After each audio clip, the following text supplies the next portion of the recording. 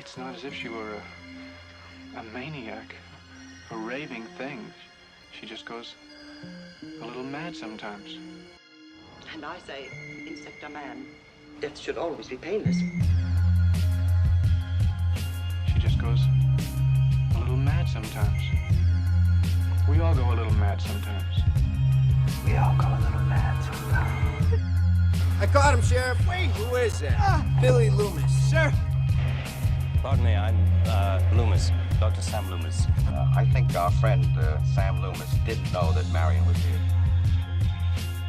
Oh, Sam, I hate having to be with you in a place like this. Just listen to me. When you go down the street to the Mackenzie's house, I want you to tell them to call the police. Car. Drive down to the Mackenzies. We must be mad. Literally mad. Watch a few movies, take a few notes. It was fun.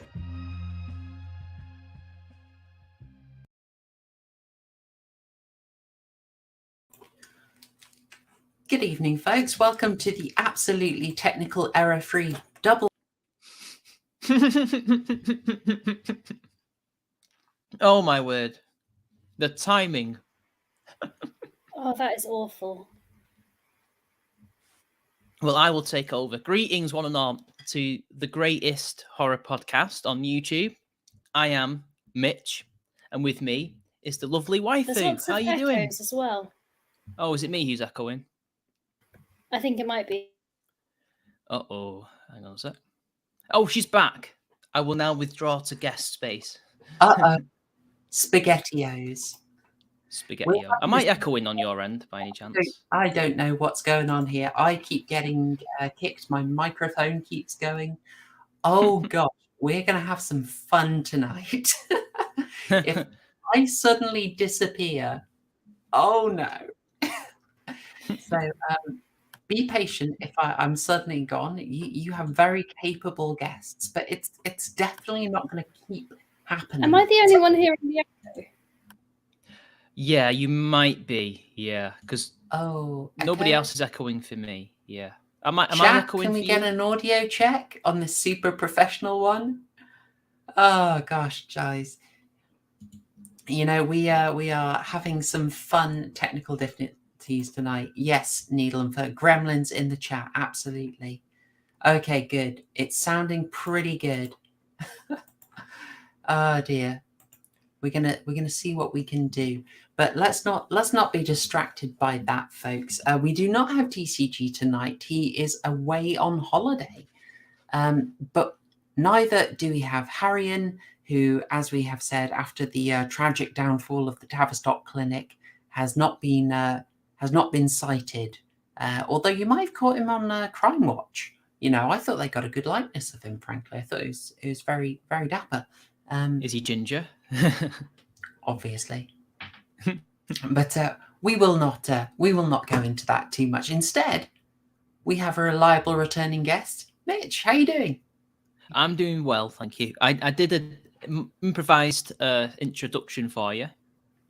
Oh, which what you can did you watch say? back on later. I said, welcome to the greatest horror podcast on YouTube.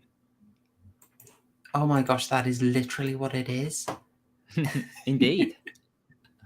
Yeah, that's the kindest description. I gather, after some kerfuffle last week, I'm pretty darn certain that this is in fact the 75th episode, although the StreamYard duck is covering that number. So I've kind of hedged my bets a bit there. If it is in fact episode 76 or 74. It looks like 75 to me. Yeah, for people playing the long game, this all started going awry over the what was it? Oh, what was it? It was See No Evil stream, where I did the thumbnail long in advance, and then we had to hastily swap the episode out, and so I just made a new thumbnail, and I was like, oh well, obviously I need to update the episode number, and so we skipped episode 34. Terrible. Oh no. If you're ever wondering why we sometimes have episode confusion, that is why. I hope you're well, chat. I hope you're well. In all great long-running series, we have continuity issues. Absolutely. There's a major continuity issue in the Psycho franchise, you know. Oh, forget it's a franchise. I've never seen any of the other ones. You'll have to invite me for all the other ones. Well, I was going to say, I'm not going to go massively into details on them because I realised actually I kind of love them. And I want to do an in-depth one and just kind of go back and do them. And it kind of fits into an arc nicely because we only need to do 2, 3, and 4 and discuss Bates Motel.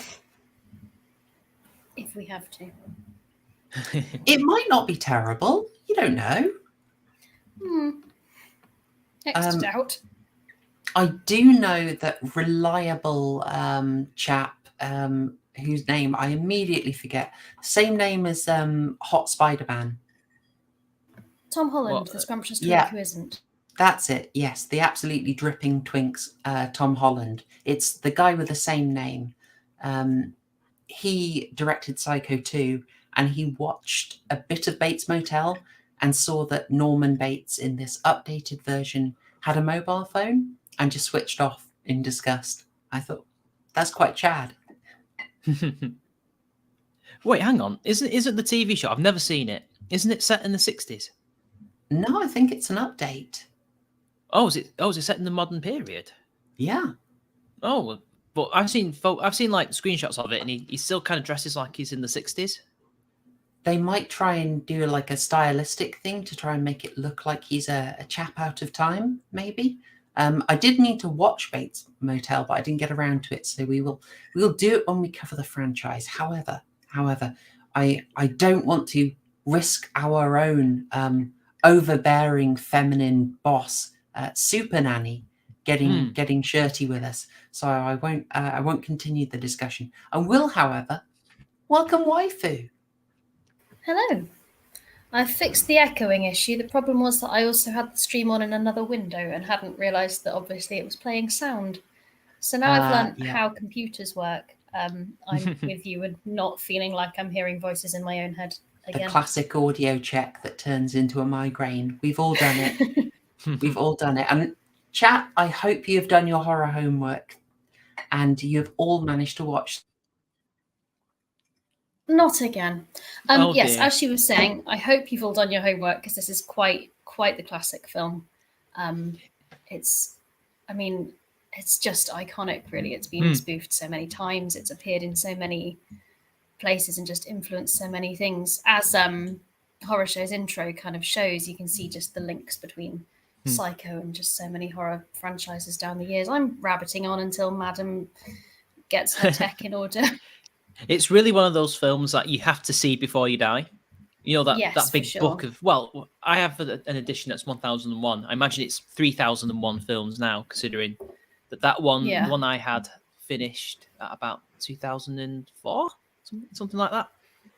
Okay, Batman Begins was in it. Yeah. So this is definitely one you must see at least once. Yeah. And it's just iconic. I mean, for me, I'd sort of heard so much about the shower scene and all that entails so many times before I saw it. And I'd kind of heard the theme tune and everything. So it kind of felt really familiar, but at the same time, it's kind of, once you see it in person, it's still mostly effective. There are a couple of kind of scary moments that probably don't quite stand the test of time. But by the sounds of things, were quite shocking to the 1960 audience. Very shocking indeed.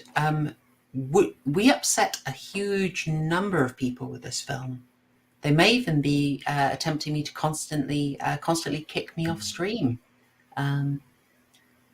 Would you like to see the BBFC's stance on Psycho? Do we have a choice? Yes, please. Excellent. Yeah, I love it. They are so stingy with these. They are the examiner's reports. Look at that. Look at that. That's some terrible handwriting. It makes me so happy. It's terrible. It's terrible. Reel 5.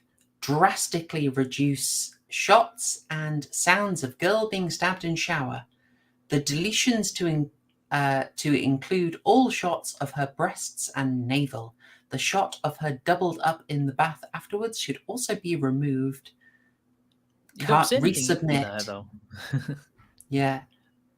Note, note for resubmission. I counted 14 stabs, including one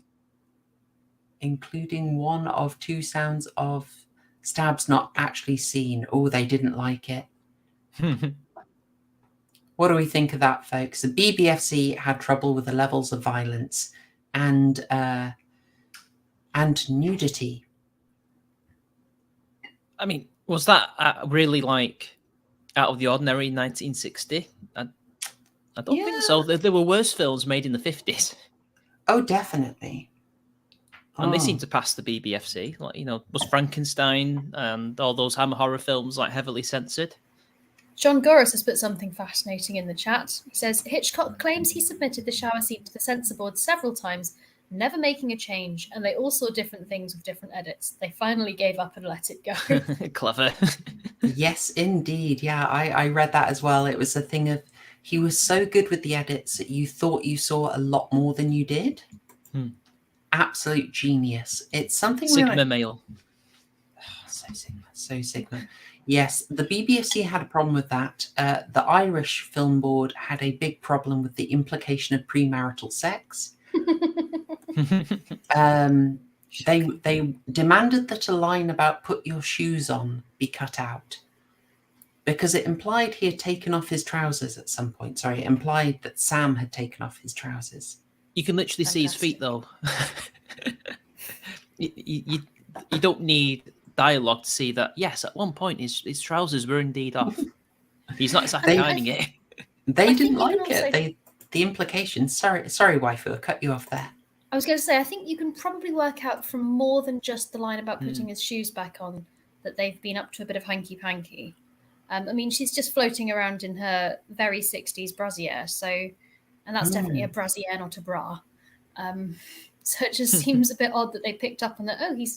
Oh, if he's taken his shoes off, he'd have taken his trousers off at some point. It's like, well, duh, have you seen her? We seem to be, as we're in sort of constant danger of me being yeeted from my own stream over a microphone failure, I'd suggest we should probably get into it pretty darn quickly tonight. Do you reckon? I reckon so. I agree. All right, let's go for it. But just before that, we'll do the standard thing. Folks, you've heard me say it, and I know you'll forgive me. We're on YouTube, and there are certain things that come with that. If you want me to grow and be able to make more ambitious videos, and I would love it if you like the video. I would love it if you subscribed. If you're not subscribed already, I know that about 40% of the people who watch this stuff are watching it regularly, but not subscribed. So, you know, the button's right there. You might as well press it. You might as well just like stab that subscribe button like you just caught it showering, you know? Treat those likes like a big bundle of cash and just swipe them. It's cool. We'll push that like down the stairs. Excellent, of course.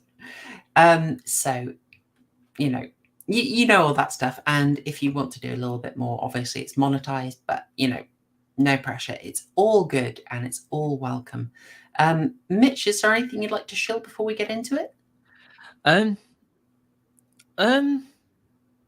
channel, I suppose you can go subscribe to that. There will be a video out this week, maybe 2. I've just got to find the time really to add a little bit of edits to this other one that I'm doing, which is about a very serious situation that's developing in Russia. So I don't want to go into it too much because it's very political. So you'll see it when it comes out. This is where I don't get to be political. So, you know. No, I like to provide a bit of space for that, to be honest. I like to chill out here. This is my thing. I'm glad. Oh, and a quick update. I am working very hard on the Invasion of the Body Snatchers video that you all voted for. Gave you a choice. Is it Get Out or Invasion of the Body Snatchers? You guys, well done. You passed the test. You overwhelmingly voted for Invasion of the Body Snatchers 1978. Which version? Is it the re version or the 50s version? The first re one. Ah. Yep. It's going to be a bit epic. It's going to be a bit epic. And I've talked her out of making me do any kind of rapping or singing, which was being threatened at one point. So everyone's eardrums are safe. I mean, Don't worry, I won't be either. Is it a proper... I have found someone, don't worry. Is it a proper horror show spectacular if I don't include a musical number? We all know the answer to that. And waifu, you've actually been getting out and about, haven't you? Have I? I mean, I popped up on Women's Hour a few weeks ago and was called a communist, so that was fun. But yeah, I might be sort of intermittently popping up on Women's Hour every now and then over on Poe the Person's channel. But otherwise, the only other things I have to shill are Chloe's stuff. Sorry, proper horror show stuff.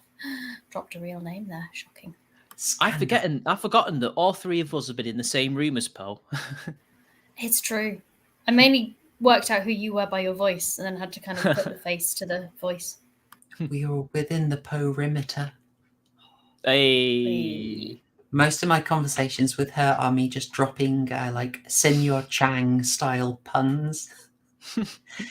And she hasn't blocked me, so I appreciate that. So if you want to hear a bit more waifu, hop on over to Poe the Person's channel and watch Women's Hour from about 2 weeks ago, and you will find some waifu, and you may, as well as fascinating discussion, get more waifu on that in the future. It's always a lovely, cozy stream. But feel free to come over and call me a communist there. Yeah. Okay, folks. I think we'll just get into it, seeing as we are having some technical issues, and give a little background to Psycho. As a forewarning, we are going to be spoiling the entire movie, a movie which I think, even though it has an absolutely massive reputation, does seem to be not universally spoiled, would you say? No, I think most people have seen it, to be honest. I think most people know about the shower scene, but I don't think they necessarily know kind of when it comes in the film or the kind of stuff that happens after it. Because I think my perception of it, I'd heard of the shower scene, obviously, because everyone has. And I sort of assumed that was the end, that was like the climax of the film. Either that or like a jump scare at the open, like Scream does. So I think, yeah, either people have seen it or the kind of big twists are not widely known. I knew it wasn't the ending. I knew earlier on it had a reputation of killing the main character off in the first hour. It was the big thing, like nobody was expecting it at the time, because Hitchcock pulled almost like a Tarantino before a Tarantino of doing things that nobody would expect. Because, you know, when you have a big actress at the time like Janet Leigh, you think that she would be in it all the way through, but no, she dies. Yeah, totally. He twists it on you. A weaker film would have made her the sister and killed, like, had someone else playing Marion, killed her off in the first 20 minutes and then had Janet Leigh come in as the sister. No, a really weak film, a really scummy film, would have had Janet Leigh play both roles and spend the latter half of the film in a bad wig. Nice.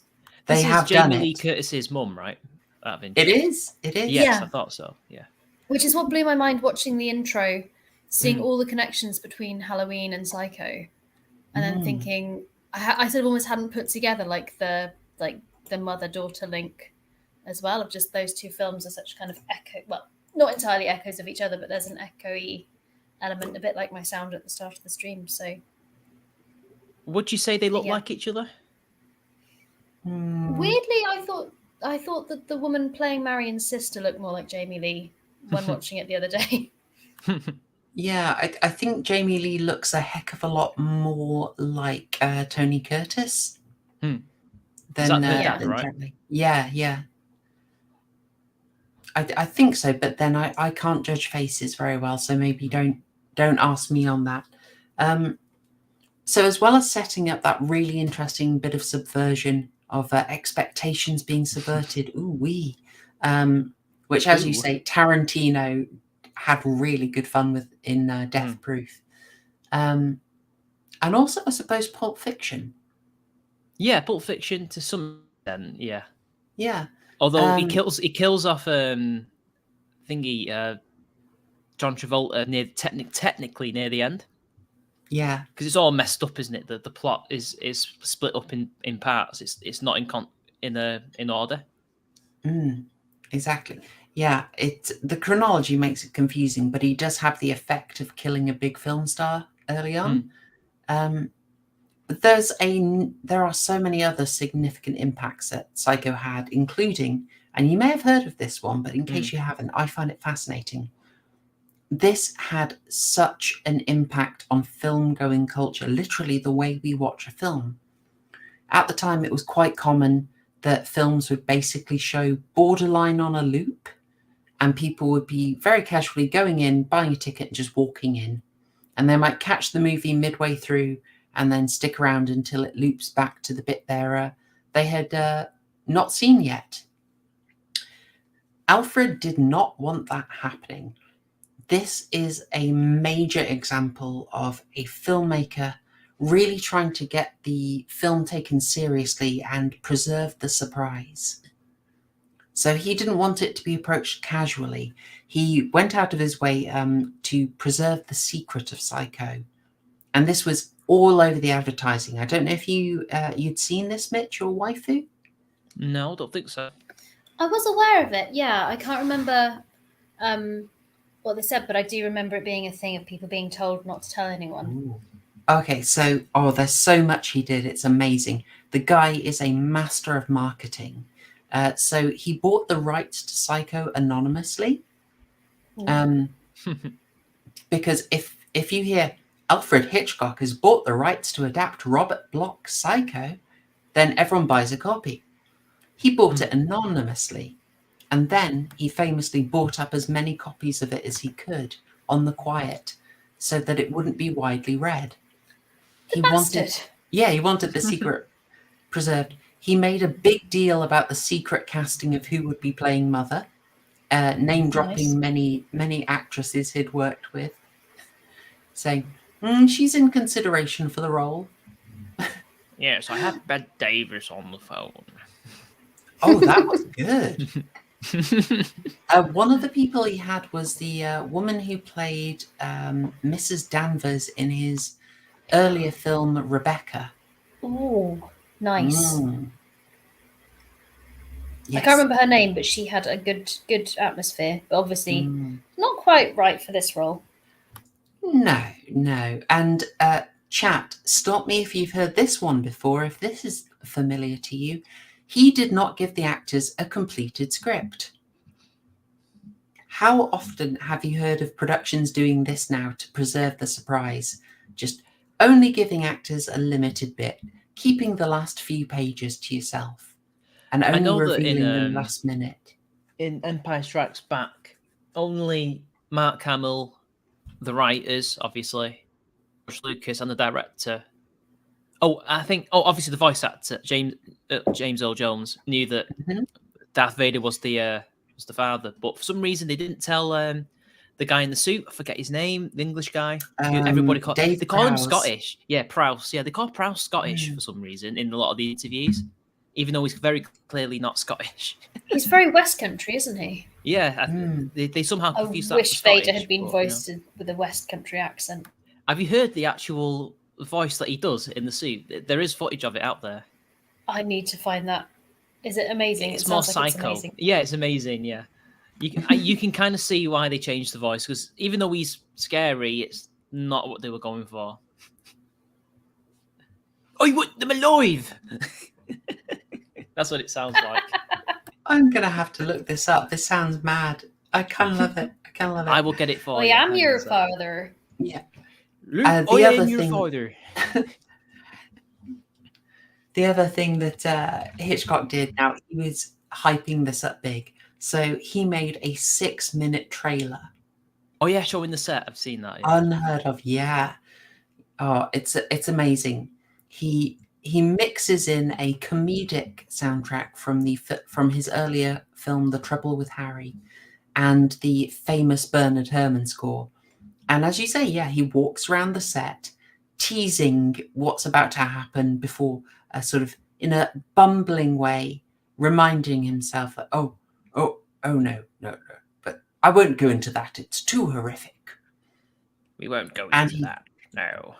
Oh, he draws you in and gets these details, sets it up, and then just blue balls you on it. It's brilliant. 6.5 minutes of it trying your patience before ending with something setting you up for the shower scene. Oh, it's so good.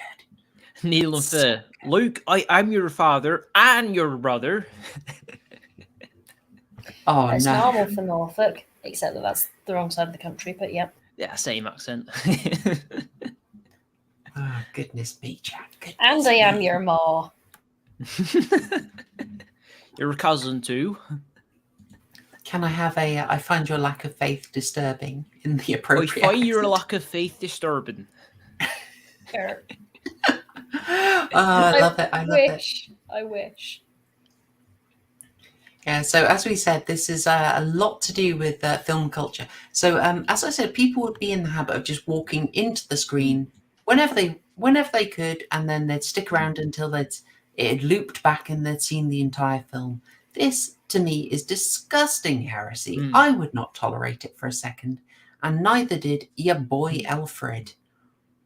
He paid. It sounds for kind of modern, that doesn't it? Yeah. It sounds like something we would do. Oh, I the stream, don't just know, rewatch man. it, you know? It reminds me of what you do in a film festival, where you're like very chilled about walking in and out. But yeah, he sent cardboard cutouts of himself to cinemas that were screening it, with him bearing a sign saying, no one will be admitted after Psycho has started. We will preserve the secret. And basically violently threatening any cinema managers who admit people. It's a very Hitchcock touch, very Hitchcockian. Was there anything kind of after the screenings where audiences were encouraged not to tell anyone? There may well have been. I'm not remembering the exact details of it. Because it's reminding me of the Agatha Christie play, The Mousetrap. When you go and see it, there's big kind of signs on all the posters once you're inside the theatre saying, you know, keep the secret. And at the end of the show, the actors, come out and say, you know, thank you for watching it. We've really enjoyed, hopefully you've really enjoyed it. Keep the secret. And so there's just all the kind of emphasis as you're leaving the theatre. It's just, don't tell anyone, don't tell anyone, don't tell anyone. And that kind of feels like, you feel like you're in a kind of a bit of a club once you know the solution. But it's, to be honest, the solution of the Mousetrap isn't her best solution. So it's Classic not really worth keeping Christie the secret, knowledge but I've kept it anyway. John, oh man, I would love one of those cutouts. I really would. I think that'd be so cool. One of the other things unappreciated about this, classic Hitchcock, this was made almost as an accident. He was working on a film with Audrey Hepburn that fell through. And so having time in the schedule, wanted to do something. And the account that seems to go around is that he was inspired by Clouseau's Le Diabolique from 1955 and wanted to do a sort of rival to that, as he felt he'd been getting big and doing these large-scale blockbusters of the time that were very complicated. And then he sees Clouseau's Le Diabolique, which is small-scale, black and white, a little bit grisly, and really Hitchcockian in character. And it's like it was a challenge to him that he said, I want to make something back in the old style. I want to go back to this. And so where Le Diabolique has, a murder in a bathtub, he makes a murder in a shower, and it's almost seen like this cool rivalry with the other film. I think it's very interesting. We'll get into further details of it. The only other thing I want to drop is it's quite interesting because he made it as almost a stand-in for a film that he wanted to make. It was done very quickly. The nature of Psycho meant that studios were a bit hesitant, and so he made this on very little money, bringing in his TV crew from Alfred Hitchcock Presents, so that they could shoot it quick. They would use 2 cameras on the go at once to get multiple coverage and avoid lengthy setup costs. And they ended up making it very, very cheaply, which gave some insurance on the off chance that they would have a huge amount of trouble from censors, which they, ultimately did get. Yeah, John, I can completely see this. Psycho is very in contrast to what Corman and Castle were making. And it's to Psycho's credit, I would say. But we will cover some elements of that made Psycho a bit more intelligent, a bit more rewarding of careful viewing. But with all that said, I think we're probably best just going straight into the film, spoiling it rotten, and starting with an incredibly scandalous opening scene. I have trouble believing that this is a scene from 1960. Yeah. It starts off with, I haven't got it here because Susan, but there is a lot of boobage and bra. I mean, I'll tell you what, I was weirdly fascinated by her bra clasp. Tells you the things I focus on. Just, there's a shot of her, it kind of pans around to her back as she's kind of sprawled across the bed, which is, again, as you say, it's quite surprising that that's in 1960, but I was just slightly mesmerised by the fixing. Like, it doesn't look like bras today, and I was quite intrigued. So maybe I've seen too many films and I'm watching the wrong things. Well, that killed the conversation. Oh, no. No one really knows how to respond to that. Well, waifu likes looking at women's bras. Who'd have thought? We are actually rewarded for looking at her bra, I will have you know. Hitchcock paid very deep, close attention to the bras. I bet he did. No, genuinely. There is a fun bit of symbolism in this. Look what she's wearing now. What colour? White. Well, I mean, it's white, isn't it? Yeah, how about a bra? I mean... Yeah? You get what I'm going at here. She is currently maybe in a little bit of a moral quandary. But she ultimately, in this scene, she kind of says she's had enough playing around in seedy motels with Sam. And she wants him to marry her. So she's and she dresses up in white there. Once she has stolen the money, which, spoilers, guys, she's going to steal a whole load of money. She dresses in a dark dress and a black bra. It's little symbolism, like going from the white, the light to the dark, is a sign of what she's done in terms of moral significance. Her purse also goes from a white purse to a black purse. That's a nice little touch. I am layering in the symbolism now and showing you that Hitchcock intended this stuff, because I have an absolutely massive reach later that I'm hoping won't get shouted down. That's all right. See. The next time you get kicked, I'm going to go into the history of Ed Gein. So. Yeah, we probably should touch on that a little bit, because he is an influence on this. He is. Shall we save Ed Gein for when we get to Norman? Yeah. Yes, I think so. Yeah. Because I just want to say what I really liked about this film. I've seen this so many times, but I think it's Harrian's influence. I was really paying attention to the story structure. Mm-hmm. And I just kind of noticed in this what they were layering down here. She loves Sam. There's some backstory that they met on a cruise, which is not in the film, but it explains how they met, even though they live far apart. So they have to do these sneaky little meetings. And she loves him, but ultimately she knows that she wants to be married. She wants to do the proper thing. And then he lays out very clearly that basically the problem is he needs money. He has to pay alimony. And I appreciated it there as actually, I'd never really noticed, and I might sound thick here, I hadn't really noticed that was probably a major part of her motivation. Yeah, I never noticed that. I never even noticed. I sort of hesitate. Sorry, Mitch.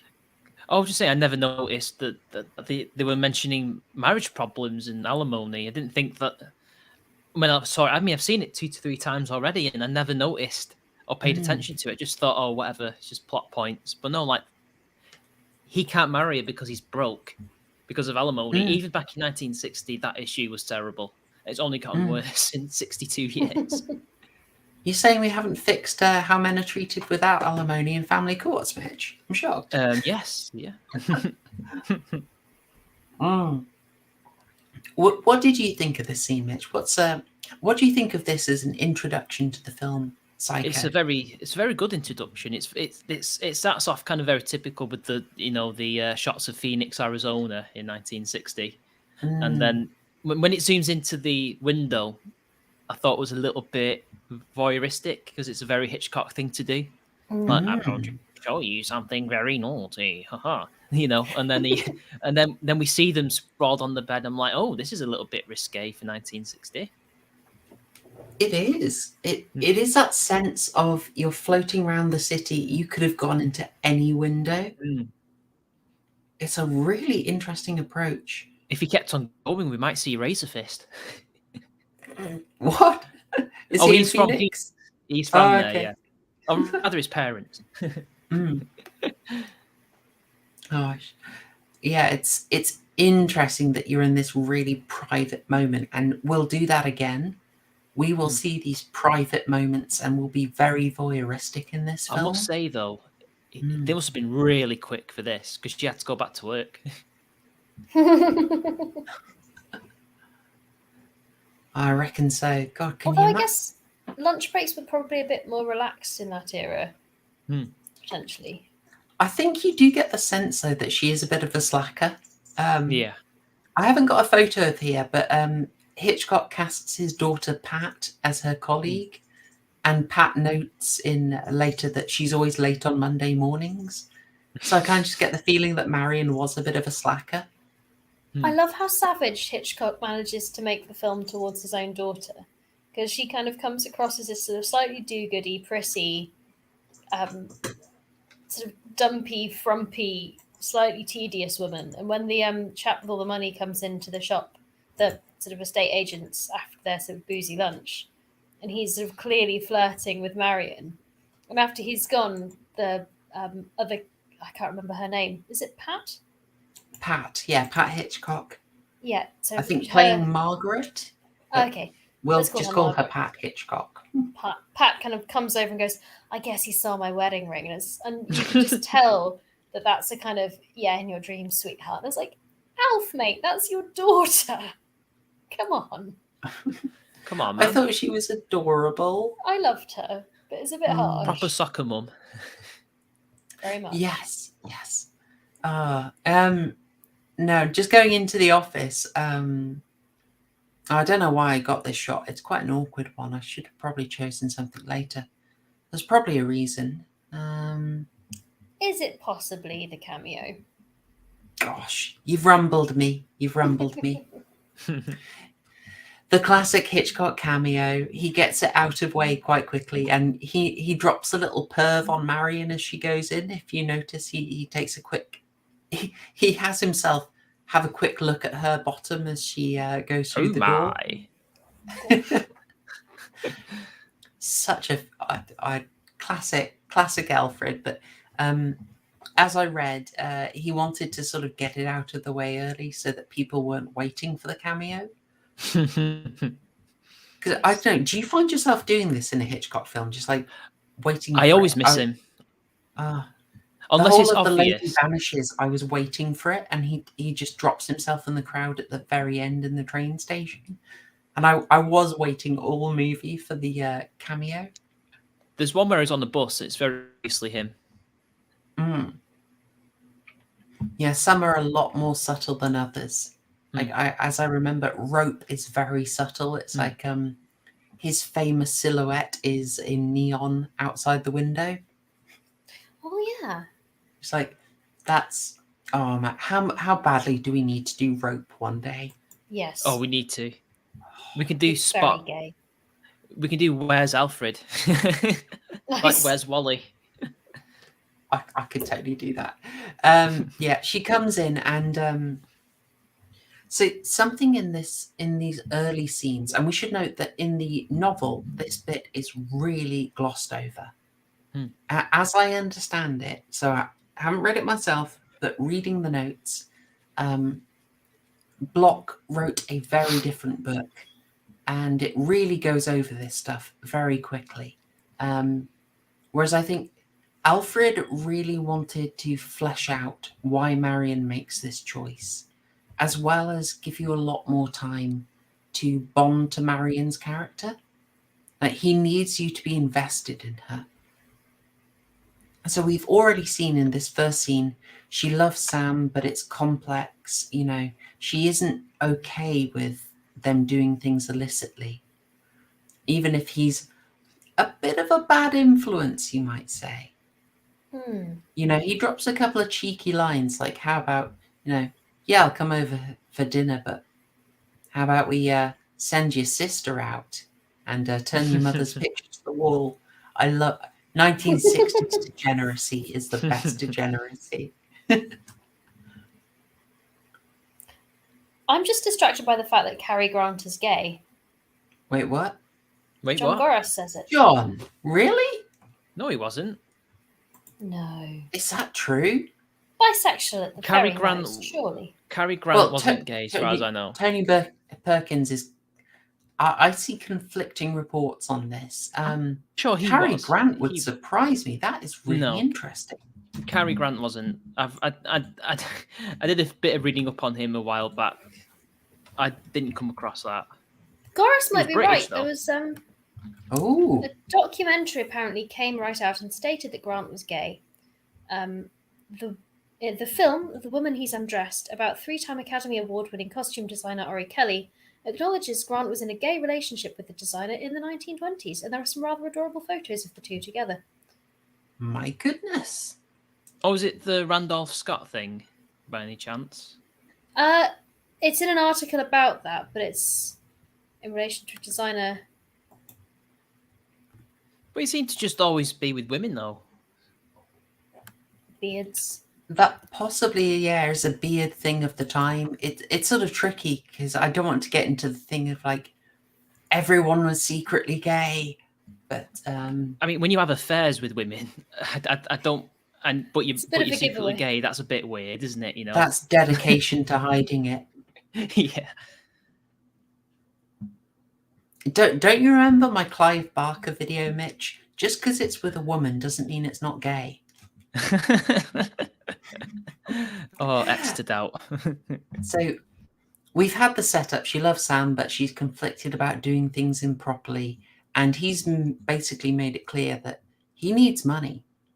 Money is the barrier. She comes in here. And again, I'm just paying attention to this. I'm noticing it this time. This is all Harrian's fault.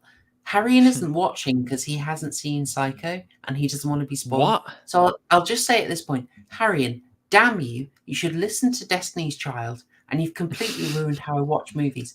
I am now watching Psycho, paying attention to character motivation and not looking for a gay reading. You've broken me. Wow, I can't believe it. Well done, Harrian. Disgraceful. But yeah, I just noticed it in this way, like these scenes are all constructed really like there is not, as I understand, not much of this in the novel, but we're just building her motivation. Sam needs money before he'll marry her. She comes in here and there's this guy who is a bit sleazy and obnoxious, telling her to her face that there's this money he's basically throwing around, saying, I never carry around more than I can afford to lose. And I just thought it's like, this is helping her justify it in her head. And she's also like, it's explicitly, he's got this money, this big business guy. He's got this money to buy his daughter a home. So this is money to help set up a married household. Like all of this is meant to sort of help Marion justify it in her own mind. It's nicely done.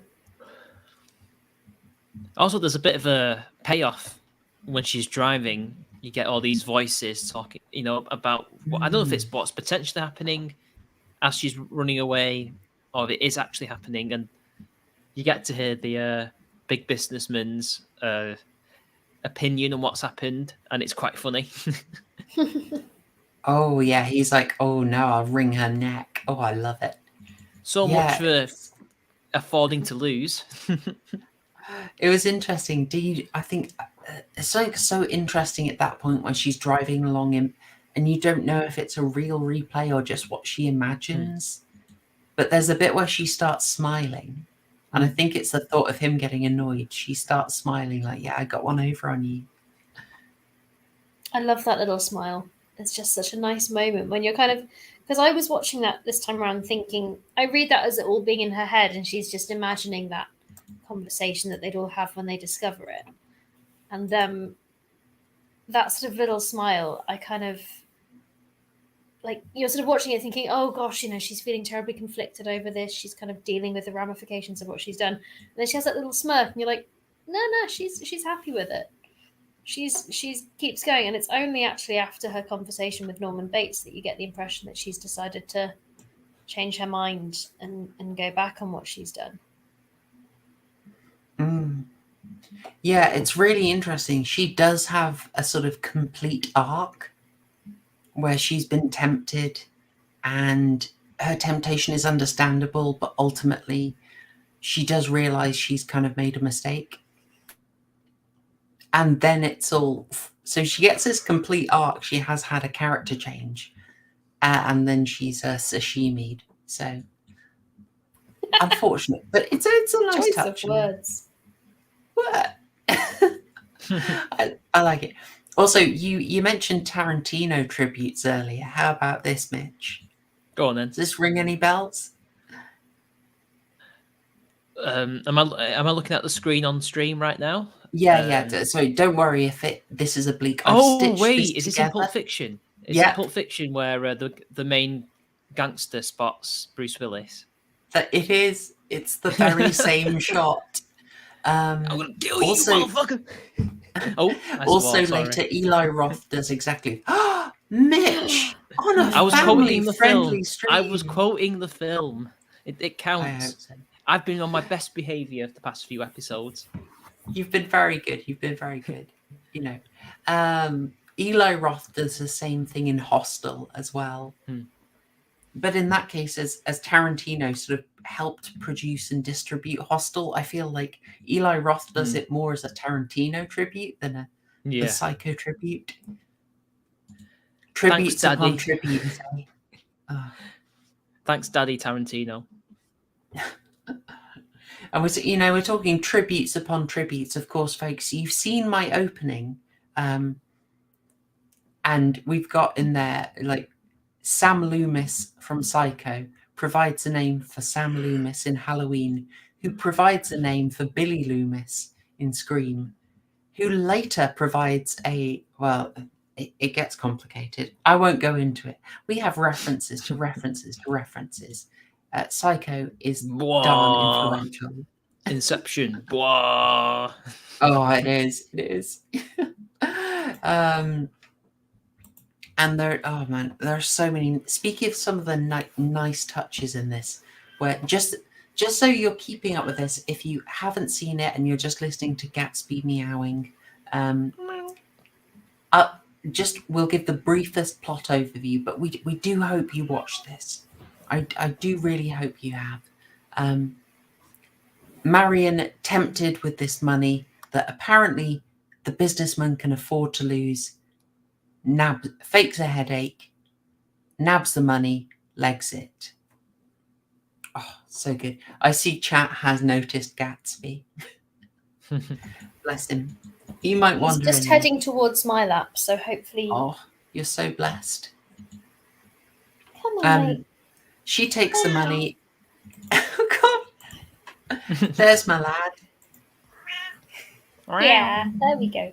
He's got arthritis. He's moving quite slowly, but he's made it.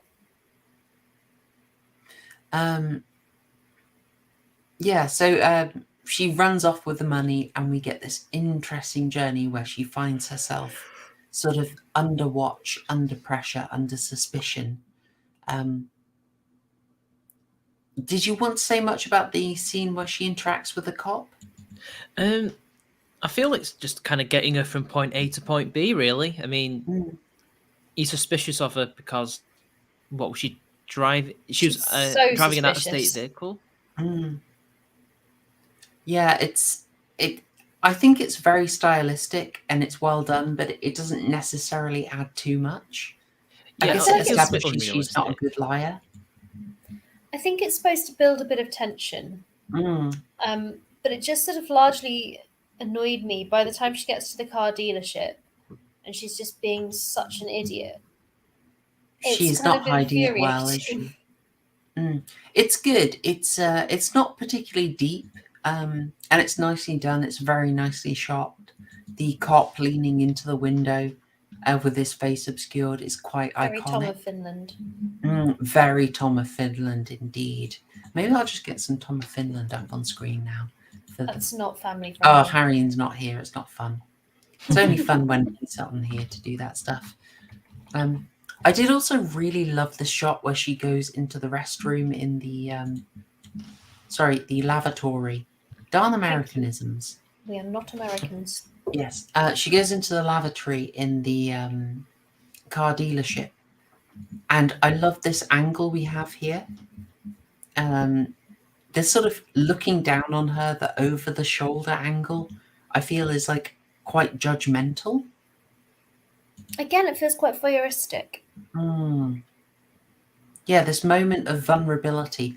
I'm kind of interested in the writer of this, Joseph Stefano. He was quite how can we say, novice in a way, in terms of film writing. And he was very specific that he wanted to get a toilet in. We have 2 toilet scenes. Why? Because they were never shown before in any in like most films up to that point, because of the Hays. Was it the Hays Code? Yeah. Yep. So why start now? Why the insistence on it? He was just really keen on it. I don't know. It's maybe it's a thing. Slim may have a fair take on this angle. Actually, yeah, possibly. It's a good profile. Yeah. Also, Margaret's just made a brilliant point below. She's in some moral shades of grey clothes, which is a nice point. It's very much a journey. Yeah, as you say, it's all grey. She's moving off. The money is in a black purse, so that is the sort of a fairly immoral thing. And we'll later see her in just a black bra before she turns it around. But ultimately, no redemption arc for her. Well, it's kind of a character redemption. So a few people have written about seeing the shower as effectively like a baptism. She makes her decision and she then goes into the shower to almost wash herself clean, wash away the sins. Oh, nice. I really liked that. Yeah, I really like that take. But I also I just thought that was an interesting shot. Although Slim, you're possibly not wrong on that. It is also very good at showing the best of her. There's also something in this that I haven't got my head round, and I got a little obsessed with it when I rewatched it. It's the use of reflections. Like almost every character has a reflection shot. And I was just trying to work out, are they doing something with that? I think, is it usually when they do some kind of act that they should reflect on? It possibly is. I can't put it together coherently in my head, but I just noticed it was coming up all the time. Like, I think there's an element where the film's about kind of identity and how people perceive you versus who you really are, and that kind of like, who's the real you, particularly with Norman Bates, who is just so kind of, a creature of duality and conflict and confusion over who he is, where his mother is, all of that kind of thing. And I think you can see that as well in the sort of the silhouette of the mother is actually nothing like what she actually is when you finally see her. So maybe the film kind of, and I suppose with Marion Crane as well, with her reflections of her, it's that kind of, she's got this one image at work of, a bit of a slacker, but, otherwise generally wholesome and trustworthy, because otherwise she wouldn't have been given 40 grand to take to the bank. But then at the same time, she's carrying on an illicit affair. She then steals the money and goes on the lam. So it's kind of, who is she really? How do we really see her? Can you ever really see someone accurately? And sort of what is the reflection of someone? If you wanted to go down a sort of very kind of BS A-level film studies reading, you could probably see that there's that in the film, I think. I absolutely 200% want to go down a BS A-level film studies. This is my level, Claire. This is the level I'm at. I think you're better than a bunch of bloody commie film students, aren't you? I hope so. I don't know what. Wait until you've seen the Invasion of the Body Snatchers one. She's got a very I've crude had fun. reference there. I've had fun making it. Let's play with that, because the only thing I notice, okay, so basically everyone gets a reflection, but Lila gets a mirror, Sam gets a mirror, sister whose name I've forgotten. No, sorry, Vera Miles is Lila, isn't she? Yeah. So it's Marion, Sam, and Lila. They get mirror reflections, but Norman only gets a vague, shadowy window reflection. I have got the screen cap of it. I'll try and get it for you. Where is it? Got it. Okay. I suppose because you could argue he is the most deceptive of them. Marion she gets a mirror kind of reflection, and it's sort of, where's my brain gone? Like, it's a relatively accurate reflection of her. She's kind of in this turmoil over, is she going to carry on with this potential life of crime, or is she going to sort of drop it and be okay?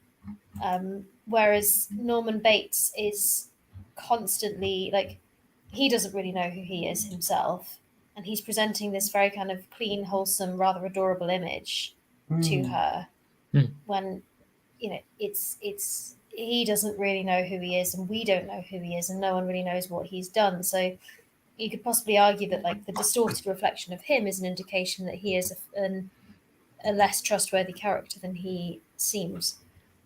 Really pushing my degree to good use right now. It was worth it. Worth the debt. I think we could go somewhere along this, that, yeah, his self-image is distorted, and we can do that. What do we think of this from John Garris? I think there's something in that. But I almost wonder, do we see it as almost like an intervention? Like almost like I don't think Hitchcock has any kind of religious affiliation or instinct in his films. I've never seen that. But so it would maybe be more like fate intervening to drive her to the motel to make the decision. I think there's an element of that, and you could possibly, if you want to sort of carry on with the sort of possibly slightly forced metaphorical readings from me, I think there's an element of, she's previously, when we first see her, she's got a very clear view of what she wants. She wants to have a straight up in the open married life with her potential fiance coming to tea with her and her sister out in the open. It's very clear. She steals the money. She spent all day driving and kind of dealing with this inner conflict, and everything's suddenly very murky. It's kind of, she can't see the way clear ahead of her. That very simple decision that she made of just take the money and leg it is suddenly kind of full of complication and conflict and cloudiness. And as T-Bone 35453 says, it's that kind of, with the rain beating down, she can't see what's in front of her. She can't see what's coming, but also she now can't see a clear road for herself in her life ahead, because it's like she won't. I was thinking while we were talking, she won't be able, if she'd made it to see Sam, they wouldn't be able to just take the money, pay off his debts, and then go and get married, because people go, hang on, she was the last person to have the money. Where's she gone to? The sister would be like, well, Sam Loomis. And they'd be like, right, now we've got you. Enjoy your married life in prison, love. So T-Bone, good call. Good call. So it's a combination of, she can't see that she's going into danger at Norman Bates's, but also she can't, there isn't a clear road ahead of her now if she carries on down this kind of criminal road. I am full of the sort of slightly stretchy takes at the moment.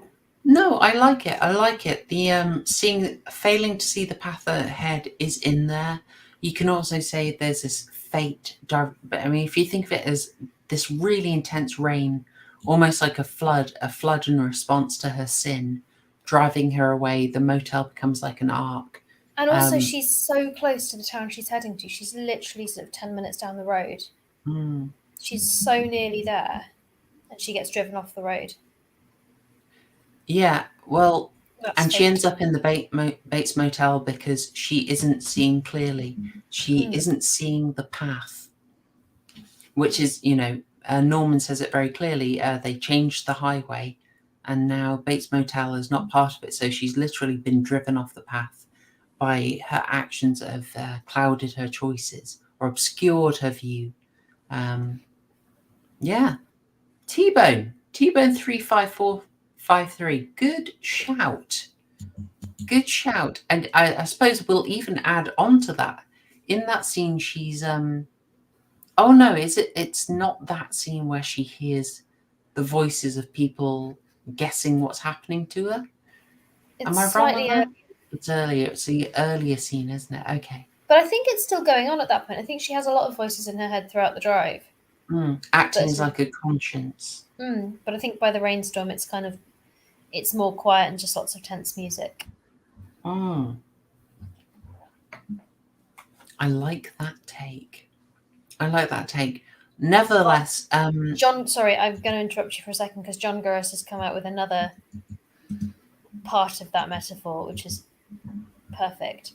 She even, in the trying to see through the rain, she even holds her hand up in front of her face in the same way she does when she's about to get stabbed. Oh my word! Yeah. I think it's just a bit of foreshadowing, really. Yeah, but it's beautifully done. That's a great shout. My word, that is a absolutely great work. John is a bit of a star on here with the good takes and the good lore. John and Margie always have the good lore. Much appreciated. Yeah, she does eventually end up at the Bates Motel and meeting Norman. I don't know if you got... So this surprised me doing my research for this. Norman isn't meant to look anything like Norman here. Robert Bloch's story is a lot more pulpy. And Norman is overweight, balding, creepy, into it's Christian. Very Christian. Yeah. Oh man. Sorry, I've been watching the Gino Samuel documentary series. So we really shouldn't reference Christian in relation to this. Yeah. So when the flirting scene happens with the businessman, he was giving me Christian vibes with how he flirts. Oh dear. Oh dear. Now, my name is Norman Bates, and I'm looking for a boyfriend for a girl. I mean, nice by the meet sounds you. of What's your things, name? was he tricked by the pickle man again? Oh, damn pickle man. The pickle man. Why I mean, do that? The Christian reference is not far off, to be honest. And I was also thinking when you're saying that, it's like an element of possibly looking a bit closer to how Ed Gein looked.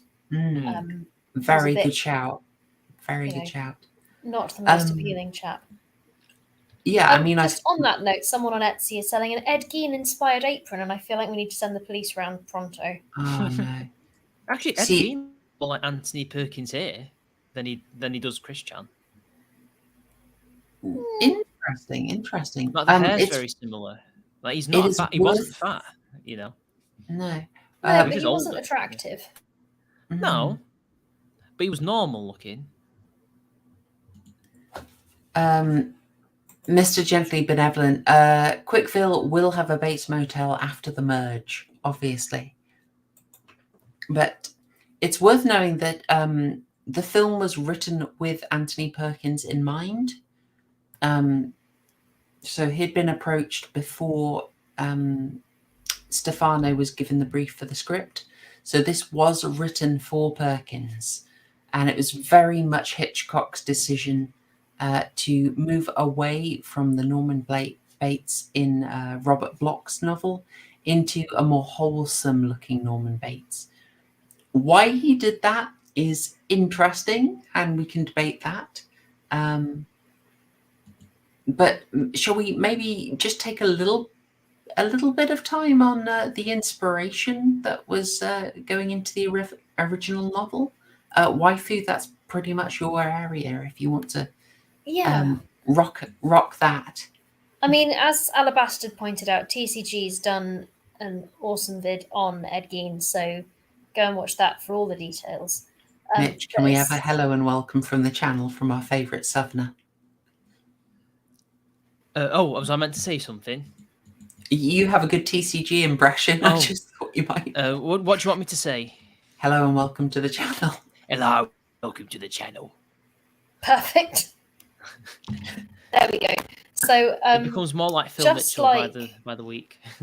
I mean, I'll buy it. So yeah, kind of like Norman Bates and, the very obvious inspiration. Gein had a very kind of overbearing, fervently religious mother. He had one older brother, and basically they were he and his brother were very kind of isolated. They lived quite in the middle of nowhere, and lived on a sort of glorious sounding farm. And basically she kind of turned away outsiders, kept everyone away from her sons. She did let them go to school, but they basically spent most of their time doing kind of chores on the farm. And Gein was quite a kind of shy, reserved guy, and sort of struggled a lot at school and was kind of mocked a lot and bullied a lot, and then got sort of punished quite viciously by his mother anytime he tried to kind of make friends and connect sort of with anyone outside the house. So she clearly wanted to kind of massively control her sons and their lives. And so although he kind of then, as an adult, started working as a handyman and kind of, babysitting for neighbours, apparently he got on really well with kids more easily than he did with adults. So he was kind of making some connections, but still living with his mother, as his brother was, and kind of still very much within her influence. And so there's a kind of interesting thing where his brother started having an affair with a divorced mother of two and planned to move in with her, which Augusta Gein, the mother, very much objected to. That is a heck of a name. Augusta. What a name. And shortly after Henry was planning on moving in with this woman, he and Ed were out sort of doing some work out on the farm, and suddenly Henry goes missing. And they found his body. He was dead. It appeared that he died of heart failure, but there's some theories that actually Henry may have been Ed Gein's first murder. Basically, by that point, he'd killed his brother. He was still living alone with his mum, and very kind of isolated from the rest of the world. Even more so now, it was just him and his mother. And sadly, she died in 1945, leaving Ed alone. And so that's the kind of background, which is very reminiscent of Norman Bates. And so he lives kind of alone for the next 12 years or so, still lives in the house. He boarded up all the rooms that had been used by his mother and sort of left himself in a kind of small, like just the kitchen, basically, in a small room next to it. And kind of became increasingly sort of isolated. He was still working, but wasn't really kind of having any sort of social connections. By 1957 is when the sort of first sort of suspected murder happened, or the first confirmed murder happened, because the local hardware store owner, Bernice Warden, disappeared. And basically people were kind of like, the only person she was last seen with, they reckoned, was Ed Gein. So they went to kind of look and sort of track him down and arrested him because he was, their most likely suspect. Which is where we get some nightmare fuel, and stop me when it becomes Susan on Friendly. Oh, you keep it PG and we're all good. I don't think I can. This is a family-friendly stream, waifu. All right, then this is going to be a very family-friendly list. A family-friendly county sheriff's deputy discovered Warden's decapitated body in a shed on Gein's property. I'm reading from Wikipedia now. Hung upside down by her legs, with a crossbar at her ankles and ropes at her wrists.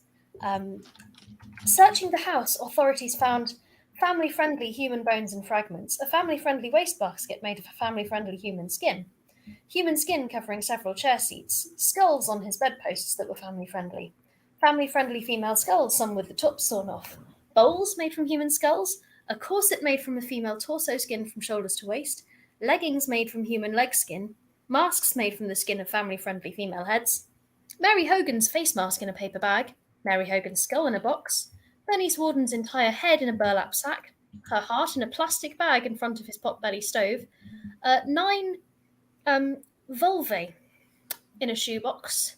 Very Bateman pilled. A young girl's dress and the vulvas of 2 15-year-olds. A belt made from female human nipples, which is very family-friendly. 4 noses. A pair of lips on a window shade drawstring. A lampshade made from the skin of a human face. And fingernails from female fingers.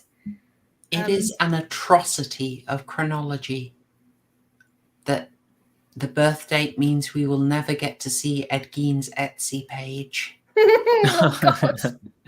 Well, someone on Etsy is living in his image because they've made an Ed Gein-inspired apron, which I hope is just a print. Ooh-wee. I will send you... my goodness. Yeah, that is... Oh, it's unavailable. Jeez, I wonder why. I mean, I don't want to get us derailed on this because this I'm is just being gently benevolent. He's just ahead of his time and taking recycling very seriously. Oh no, John Gorris got in there on the end of the list.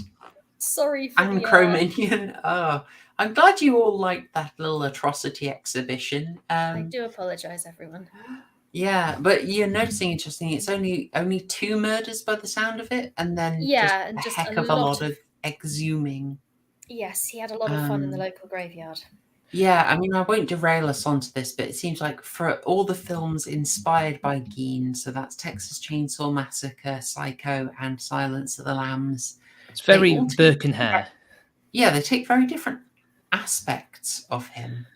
And I would say arguably none of them come close to what he actually did. There is, I think, a 2008 movie about him. Maybe that's one to look into another time. Yes. So how did we get onto... Oh, yeah, we got the choice that Norman, instead of was inspired by Ed, is not made to look like an unsightly, creep. He's made to look wholesome. And although even the real Ed Gein wasn't exactly you wouldn't have known he was evil or creepy. He was just a middle-aged man, you know. True. Working Bundy man, you would and never yeah, know. he's just a bit of a loner. Yeah. Handyman just doing his own thing. In fact, there's quite a lot of visual similarities. Like the hair's very similar, although Ed Gein's was a bit more swept back and faded. Yeah, he doesn't look quite so sort of creepy as I should imagine Bloch's novella would have portrayed him. Just looks. But this is the thing about serial killers, isn't it? Like it's the same in Peeping Tom. They look normal. Yeah, like Ted Bundy. There's very few. Ted Bundy was charismatic and charming, and women loved him. Very opposite of what you expect a serial killer to be like. Yeah, he was. That they're normal. They look like normal people, like you, me, etc. Yet they're not. They're cold-blooded killers. Deep down inside, very few look like a serial killer and act like a serial killer. For example, I know he didn't kill people, but Jimmy Savile was one of the few people who actually looked like a nonce doing noncy things, you know. Yeah. So like it works. It works like casting Anthony Perkins. I think it makes it so much more interesting, and you get him more sympathetic, and then the sort of reveal about what's going on is just much more satisfying. There's something very close to, I keep referencing it, sorry folks, Silent Hill. There's a scene where you get into the chief antagonist's room, and it's the layout of the room tells you so much. Psycho does a very similar thing, and that we will get to. We will eventually get to. I might sort of step on the accelerator a little bit, just bearing in mind the time. Norman and Marion have an interesting conversation. You get this lovely scene back in the parlor, which we were talking about John. Oh, it's not John Gray, is it? It's not. It's Gavin DeBecker. Gift of Fear, isn't it, waifu? Yeah, for sure. That kind of he comes back down. He sort of initially says, "Oh, would you like to come up to the house for supper?" And she's a bit unsure, but sort of okay. And then she hears this argument between him and his mother, and he comes back down the stairs, and it's gone from a kind of, "Oh, would you like to come up to the house?" And she says, "Oh no, I'll just go to bed." And he sort of says, "Oh, my mother won't let you come up, but do come through into the office. We can sit and eat in the office." And she's a bit unsure, and so goes, "Oh, I'm not really hungry." And he goes, No, come in. So she sort of gives up and goes in. And then it goes from, "We'll eat together in the office," to, "Let's go through into the parlor at the back. It's more comfortable."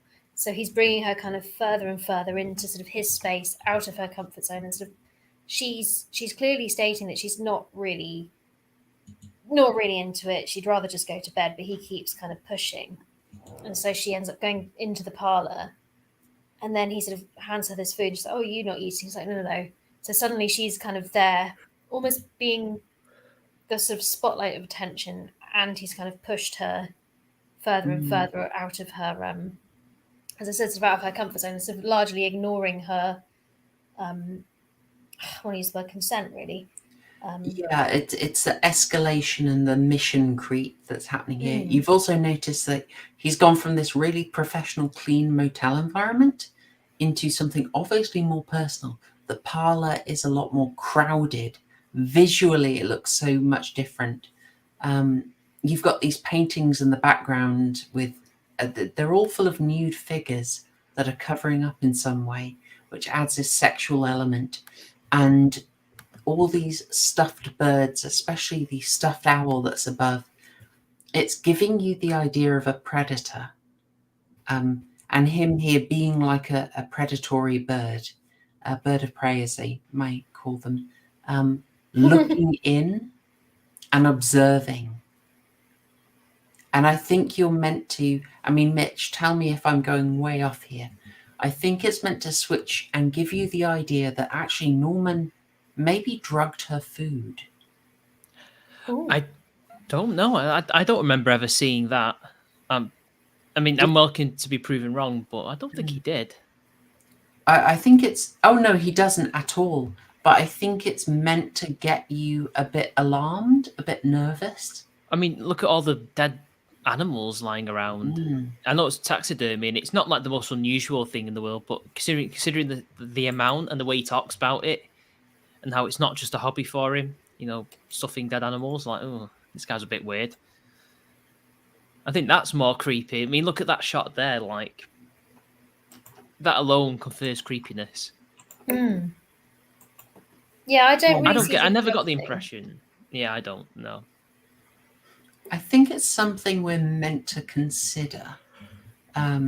Just in terms of like you're watched while you eat, and the conversation takes an intense tone as Norman starts to reveal little bits about his life with his mother. You get so many little bits here that form enough backstory that over the course of the whole film, upon reflection, you can piece it together and learn a lot. But then ultimately, they did just have a psychiatrist character tell you everything, unfortunately. But there we go. Oh dear. So it's just, without wanting to risk Super Nanny's wrath, I love this. It's so tense, and you get some absolutely iconic lines in here. The brilliant, a boy's best friend is his mother. That's very Chris Chan-like. Yes. Oh no! Oh no! Oh, Chris. Again, he does give me Chris Chan vibes. The way he talks about, his hobbies and his life story to people that a normal person otherwise wouldn't talk about. And I think that's something that disturbed people like them do. The lack of boundary, yeah. Yeah. He really does show her everything. It's a sense of almost because they're strangers, they can be so honest. But he does this brilliant thing where he talks about everyone's in their private traps. I thought that was so interesting. It's we all go a beautiful, little and as mad you say- sometimes.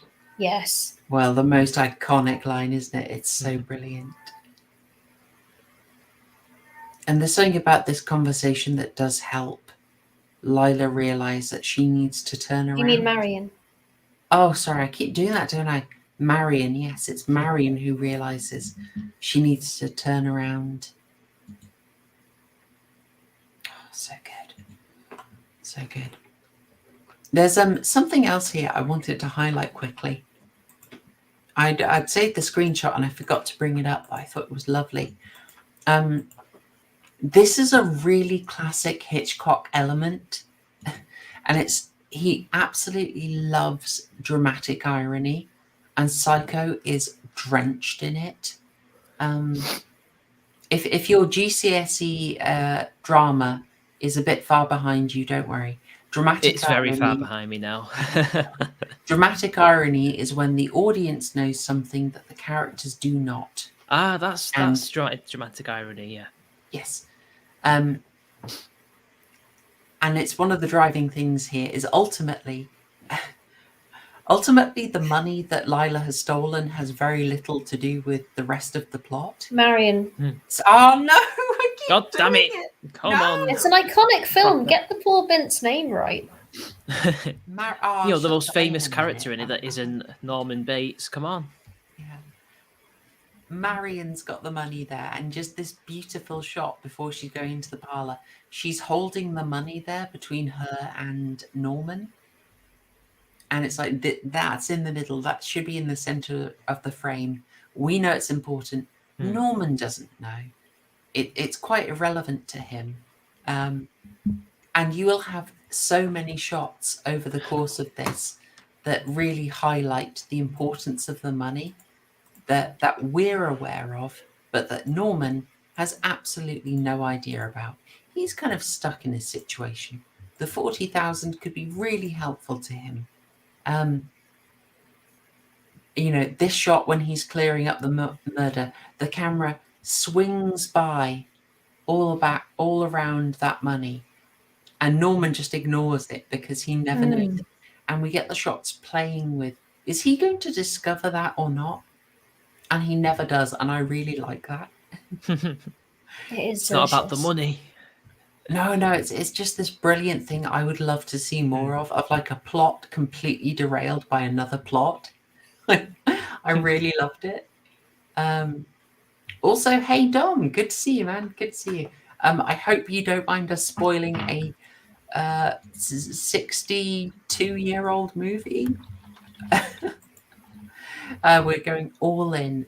So I just thought that was really good. Hitchcock really loves dramatic irony in this. There's another really strong bit of dramatic irony later, which I'll quickly just get to while we're on it. And it's relevant to Sam. So Lila has her change of heart and decides she actually... Marion! No! I'm gonna go and get you shots so you can take a shot every time you do this. Oh no, why do I keep doing it? Why do you hate her? It's stuck in my head now. So nothing comes of this, but it's one of these things. The plot isn't affected by it in either way. The plot is not affected by Marion having a change of heart and realizing she needs to do the right thing. And likewise, nothing happens to the plot from this letter that Sam is writing, but we get a close-up on it so that we can read it, and we're seeing that Sam is actually convinced by her that actually he'll marry her anyway. Oh. Ultimately, she really never needed to take the money. Oh, I hadn't realised that. Possibly he was a bit more motivated by the fact that she did go missing. But either way...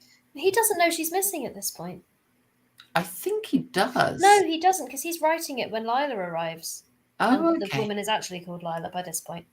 Apologies. Okay, yes. right. I've got my timing wrong on that. So Yeah, because that's Okay. after the death, isn't it? And it's the next kind of, it cuts to him writing it, and the shop opens, and Lila comes in, and she's like, "Oh, you, Sam," and the shop boy's like, "No, no," and so Sam comes out, and she's like, "Where's Marion?" Yeah. So he doesn't know she's fair missing. He's play. just writing to her to tell her that he loves her and wants to marry her. That's even better then. That is even better. Again, strong dramatic irony. None of the characters are going to really get much from this, but we, the audience, do. And so it's a dramatic irony that she did not need to take the money. Oh, but that's a kicker. They've both had their own sort of like private moments of a moral turnaround. I just love it. I really like it. It's a sweet little moment. But this all happens after really, really pivotal stuff. Because Lila has changed. No, Marion has changed her mind. Marion has changed her mind. Thank you. I'm going to be fighting that all episode now. Absolute state of you. But it does not do her good on this material realm. We see some further undercutting, I should say, of Norman's wholesome image as he takes down a painting and spies on her. This is where we see her in the black bra, continuing Hitchcock's theme of her sort of being stained, impure. So she's gone from white clothing to dark clothing. I'm just distracted by T-Bone's point. T-Bone, you are full of amazing, amazing knowledge. I hadn't even thought of that. Yeah, it is very interesting because we are basically going to have something of a handover of the film,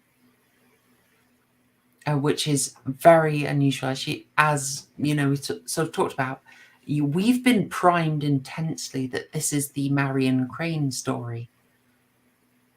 And this gives us, we have a long time to get to know them, where they have a long dialogue. And then the film almost sort of gets handed over to Norman here. And he becomes a lot like us, obviously. He's watching Marion in this scene. And we've been watching Marion. We've been spying on her in her underwear in a very similar way throughout the film. Filth. I know, way, way ahead of Michelle Haneke's funny games here. There was an interesting interpretation of that over what Norman's up to. How would you interpret what he's doing here? And I'll open that up to both of you, actually. But wife, if you want to lead, how do you interpret this?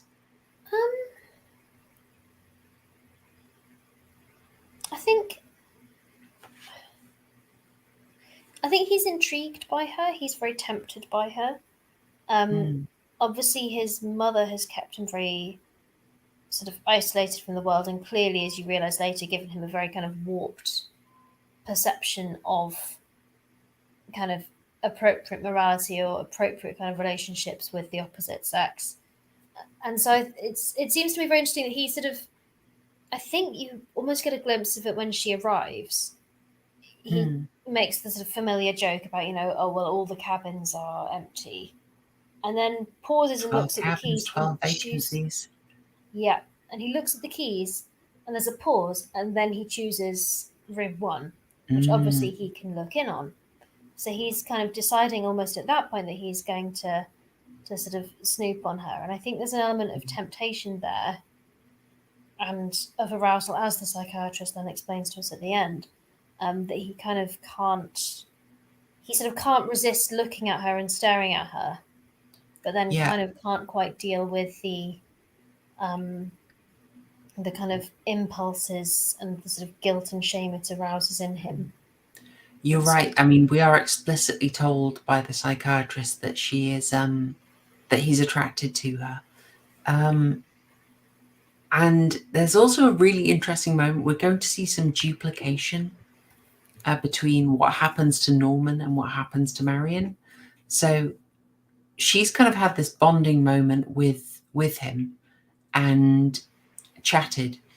And as she goes back, he looks at the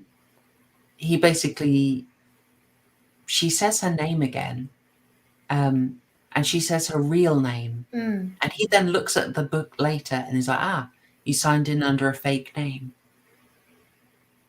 and he just picks up on that. Norman is later going to get picked up on his own story by Arbogast when he's interrogated, and later by Sam and Lila when they come over. But it's interesting that he is the first one who's picking up on an inconsistent story. Yes. And then kind of seeing her almost as... I was about to kind of go back on what I'd earlier said and wonder whether maybe he puts her in room 1, but if he hadn't realised she was lying, would he have necessarily then wanted to go and spy on her? I think he would have. I think he has to be a bit opportunistic about it. But there's, one thing I was going to get at, I was wondering if you would say it, was something we haven't really touched on yet, because it's an abomination, is a 1998 remake. Oh, no. Uh-oh. Absolutely not. I'm sorry. And I usually wouldn't mention it. I'd regard it a lot more as like an art project than a genuine film. I mean, honestly, Gus Van Sant seems to have done it purely as an experiment.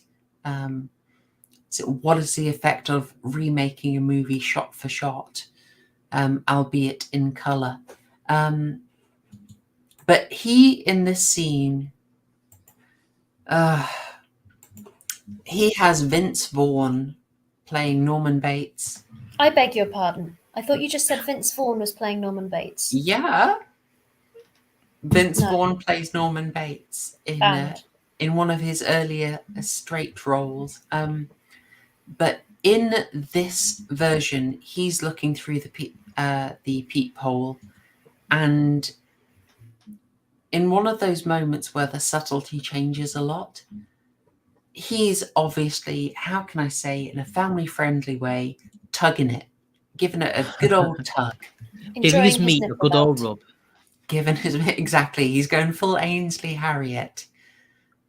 Yeah, boy. I can't say it improved the film for me. Do you think that interpretation is a little far off? Well, he very clearly is deriving sexual pleasure in this scene, but he doesn't necessarily need to tug it to tell us that, you know. He doesn't need to give his meat a good old rub. You can tell by his eyes. Yeah, I like the idea that he's curious, but a bit too inhibited. He's repressive. Yeah. If you watch Psycho 4, which, by the way, guys, I recommend you all do, you get a lot more of that kind of characterization of him. Psycho 4 is a very interestingly structured prequel of a kind. Before we go any further, I will just point out TCG's been a bit of a legend. Hello, mate. I hope you're enjoying your holiday. I fully approve of the score. 12 out of 12 burgers is 100% correct. Well done. You got the score correct. Yeah, thank you for dropping that in, and I hope you're having a fab time. We got a little impression of you earlier. It's good times. Thanks for that. I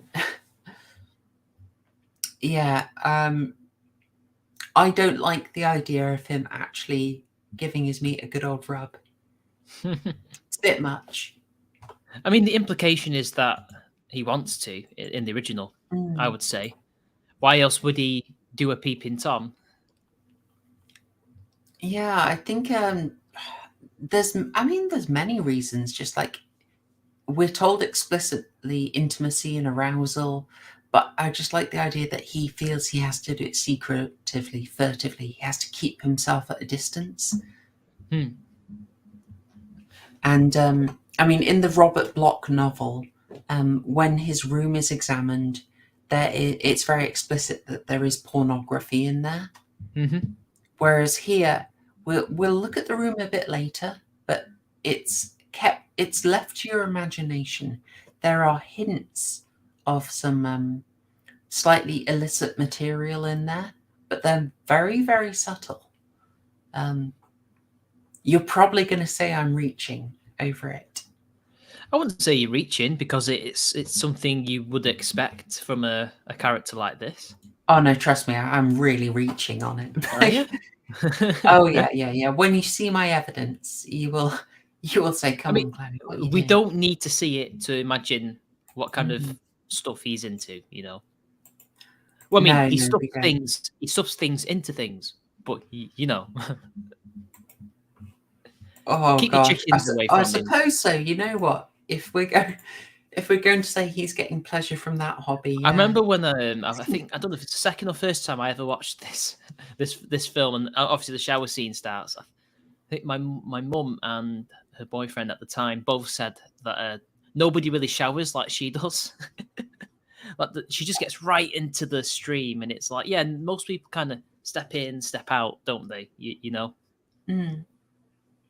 But she just is like, she's like all in it, like, oh yeah, it's just so weird.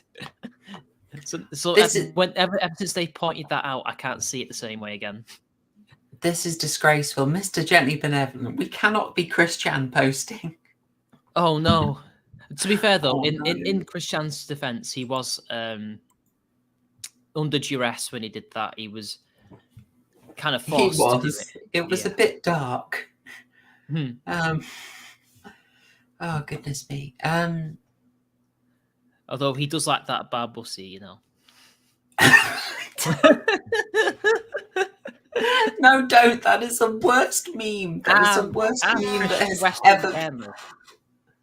That's the worst meme that has ever been unleashed on the internet.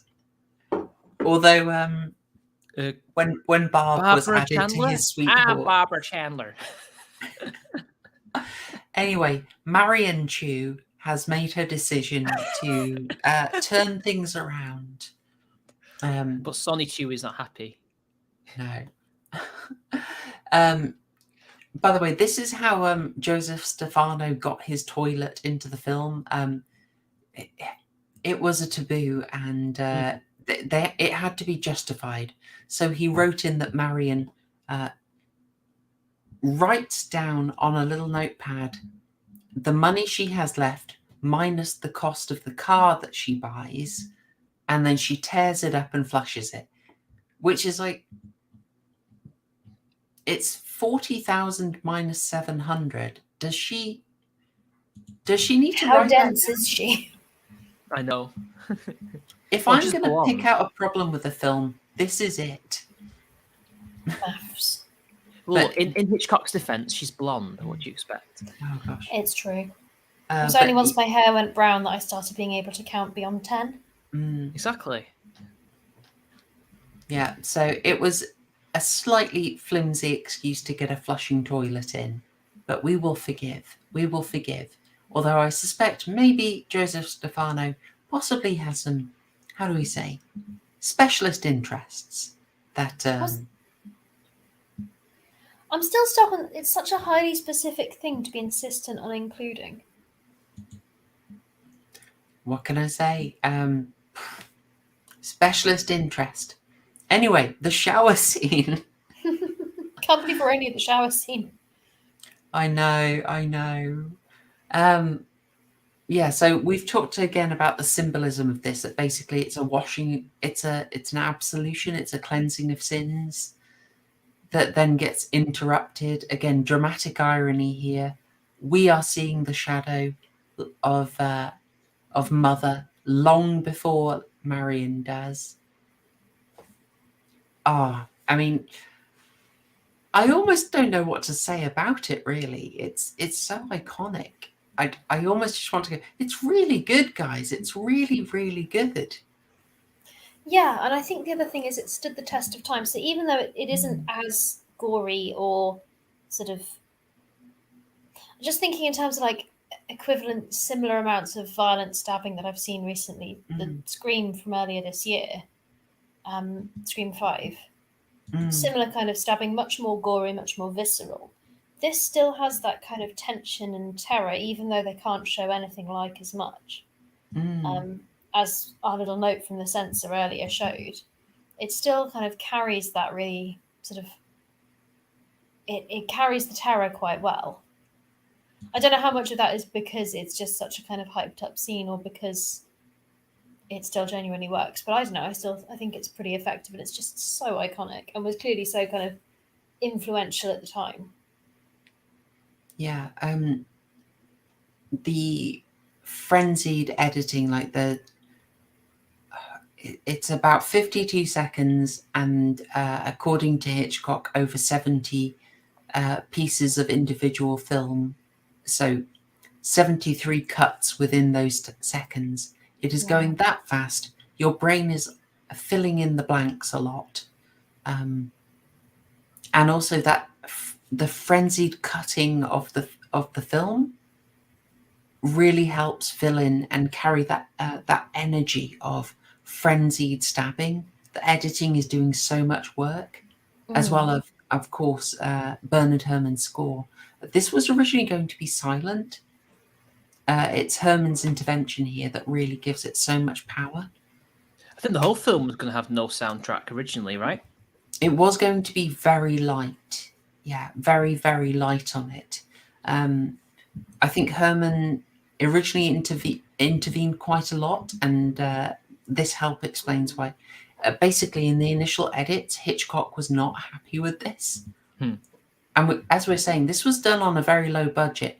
There was a good chance that this film was going to get Batgirled, but this was saved in the edit and saved by Bernard Herrmann's interventions. There are little things like adding some extra score onto the scene where Marion's driving and hearing the voices. They were touches that sort of rescued it in Hitchcock's mind. And again, this was going to be without much music. And then Bernard Herrmann says, let me add this score in. And then the score is part of what makes it so darn iconic. So yeah. Very rescued by Bernard Herrmann here. Is there anything else you wanted to say about the shower scene, Mitch? Well, it's still effective after 66 years. I mean, I don't think it's terrifying like a lot of it, like its reputation precedes it to be, but it is very effective, and you do still get a bit of butterflies. And mainly because there's no jump scares, and as it happens, you're still kind of like, Jesus Christ. Like, it is quite effective, violent scene, even though you don't really see much. I will say she's a little bit melodramatic near the end, but it's early 1960s, so you can forgive it. So, but other than that, it's still effective. Yeah, there are a few bits in this film, if I'm really being picky, where I do think Janet Leigh's acting is a bit less than subtle. I'm thinking mostly of the scene with the cop, but that was the first scene they shot, so I'm a bit more forgiving. Yeah, it is quite played. I do sort of wish they'd had that tiny bit more wiggle room just for completion's sake, because, wiggle room for the violence. And it's not for the stabbings. She spends a long time sort of sliding down the bathroom wall. And I just think it would have been quite lovely if she had been able to leave some little blood stains going down, because we know she was stabbed in the back. And I would just quite like that. And from what we've seen in Hammer Horror, they could have done it. Or they could have made the case to the BBFC to get it in. I wonder whether they couldn't, though, because of how violent or implied the sort of implied violence of the stabbing. Possibly that was just too much. But then throwing in bloodstains, they'd be like, yeah, no. Whereas Hammer Horror is a bit less.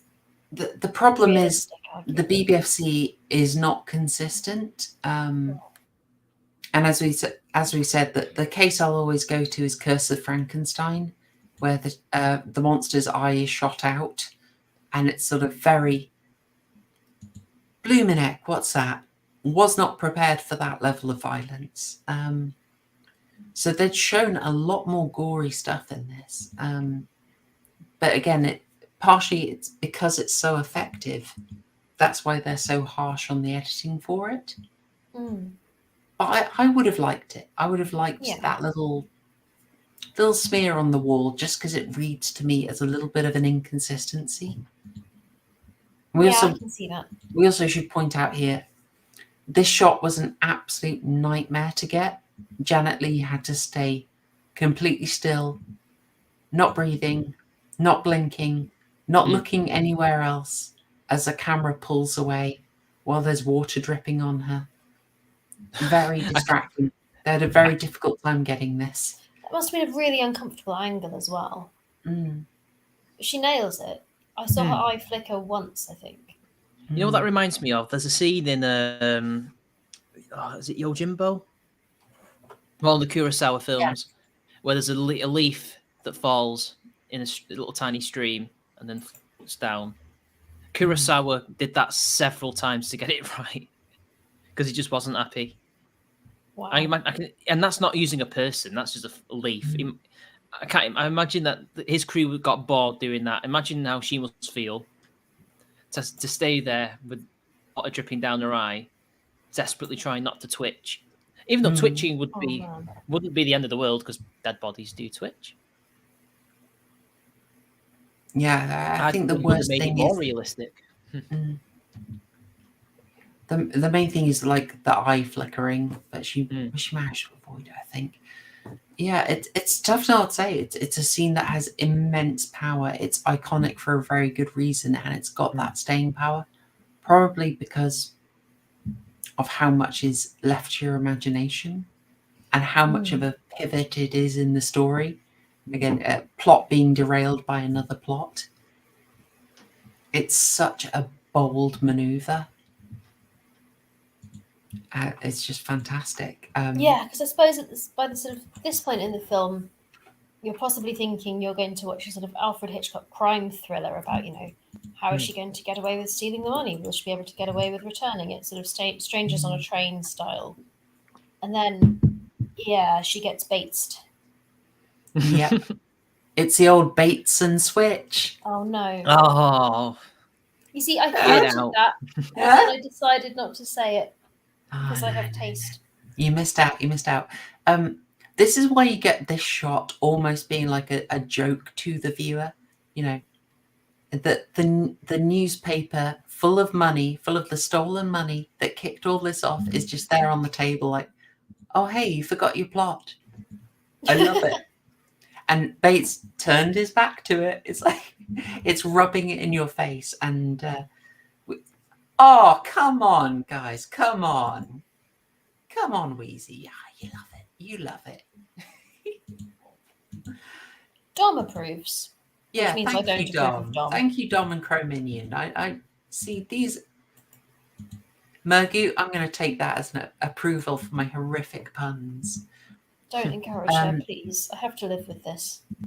Yeah, I love it. It's so ballsy and very meta. And as someone said earlier, it's quite a thing that we just get this long stretch with no dialogue. And also the setup for the twist of we hear Norman just say, scream aloud, mother, oh God, the blood. It's a brilliant, misleading bit. Fantastic stuff. Then, just this long section with no dialogue where he covers up the murder. And you pretty much, as I think we said while you're away, Mitch, it's very much the film handing over to Norman. Dead air. Don't worry about it. It was it was just something we noticed in this. Yeah, it is almost like you've had sort of Janet Leigh as the protagonist up until this point, but actually obviously after the stabbing, it's kind of like you sort of realise that the film is not really about her after all. It's kind of like, well, that just happened. Okay. It gave me like this Better Call Saul Breaking Bad experience. How that something I love about both those shows is they're willing to spend so much time on like methodical showing all the steps of a process. Like apart from making meth. Oh yes, well, some of them they have to skip, but things like when was it Mike believes his car is bugged, and we have a really long sequence of him just dismantling a car that seems so methodical, and it kind of gets you into the mind of how much work goes into something. And when you see Norman Bates do this, you're seeing you're almost wondering, how often have you had to do this? I mean, how full is that swamp? You get a long time to think about it. And sort of almost mull over the change now that, and sort of wonder, well, what the heck happens now? Now that Marion's dead, what the heck's going to happen? Well, let's see what happens next. Yes, in a very super nanny appeasing move. What does happen next? What happens next is this character whose name I can't remember. I think it's Marion. Arrives. I haven't done that for at least 3 minutes. Well done. I saved it. I think I mentioned earlier, you might have been away. We get a brief, and I'll be quick because I've already said it. We get a brief shot of a close-up of the letter that Sam's writing. That is a massive moment of dramatic irony that he was going to marry her anyway. Before we pull out, I'm sorry, I'm being brief about that just because I've covered it already. And we're left with our supporting character. Darling. Basically, it's like, screw the money, darling. I want to marry you anyway. I couldn't read the writing when I saw it, so I was just like, okay, he's writing to her, but I don't know, is he telling her to pick up milk next time she's visiting, or? I suspect most people would have struggled to pick it up, to be honest. I don't know. Back then, they would have been used to reading joined up writing like that. I think it's a modern thing that we can't read script like that these days. It is on screen long enough for you to get the idea, I think. Most of the whole turnaround of, he basically says that he's in his tiny room, but actually he thinks it's big enough for two. That's in the first paragraph, so you can get the idea if you read that. Oh, he's agreeing, he'll marry her. So sweet. Yeah, we hand over to supporting characters, and we have Martin Balsam. I love this guy. He's in the Twilight Zone a bunch. You probably know him from 12 Angry Men, where he was the what's it called? He's meant to be like the head juror, the foreman, the one who delivers the decision and basically gets things running. You will also probably know him from Cape Fear, if you feel like treating yourself. Basically, we love a bit of Martin Balsam on this channel. I've just spotted that Chrome Onions made a very valid point about a huge, gaping, swampy plot hole. This is something our American viewers are going to pick up. We're Brits. Don't you have swamps everywhere, guys? America is just swamps and cacti.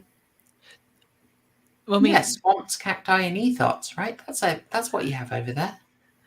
Yeah, that he does make a good point, because she's in Southern California where it's like really hot. Yeah, there'd be swamps in the north of California, right? I imagine, but I guess that's why he says 2,000 kilometers. I don't know if you would, to be honest. Americans, help us out. We're British. Come on, Yanks. Please be patient. Off the top of my head, the nearest swamps I can think of would be more kind of on the east side, kind of like Louisiana, Florida. What's the other one I'm thinking of? Mississippi. I mean, yeah. Or just Florida. Oh, just Florida, man. We have covered lots of swamps in that stream. Well, they're far away from the bayou. Then again, it could be a tar pit. Anyway, we are introduced. We get some great dialogue. You know what? I missed something I really wanted to say. This is me shamelessly harvesting the IMDb trivia page. Obviously, I've gone through my Ivor Butler and my BBFC book as well. I might have you. Wouldn't tell you what. When we do the Psycho series, I think I'll get you to review one of the feminist essays on Psycho I've got here. Oh, no. That'll be our topic. That'll be fun. I thought it was a bit heavy for tonight, but you can imagine there's a lot to say on that. A woman died. It's sexist. I picked up this brilliant anecdote or bit of trivia. I don't know what you'd call it. So apparently a chap writes to Alfred Hitchcock and says, "My wife saw Le Diabolique and then she was so scared by that she refused to have baths. And then she's just seen Psycho, and now you've terrified her out of having showers. And Hitchcock apparently wrote back with some money saying, "Send her to the cleaners." Send her to the cleaners. God, I love the idea. I hope that happened. It's a very Hitchcockian thing to say. It is. I mean, the man had a dark sense of humor. Famously. He wasn't actually a big fan of Gavin Miles, Sam Loomis here. He was a bit disparaging. Called him the stiff. The stiff. For basically being a bit of like a plank, a bit how do I say, a bit wooden, really.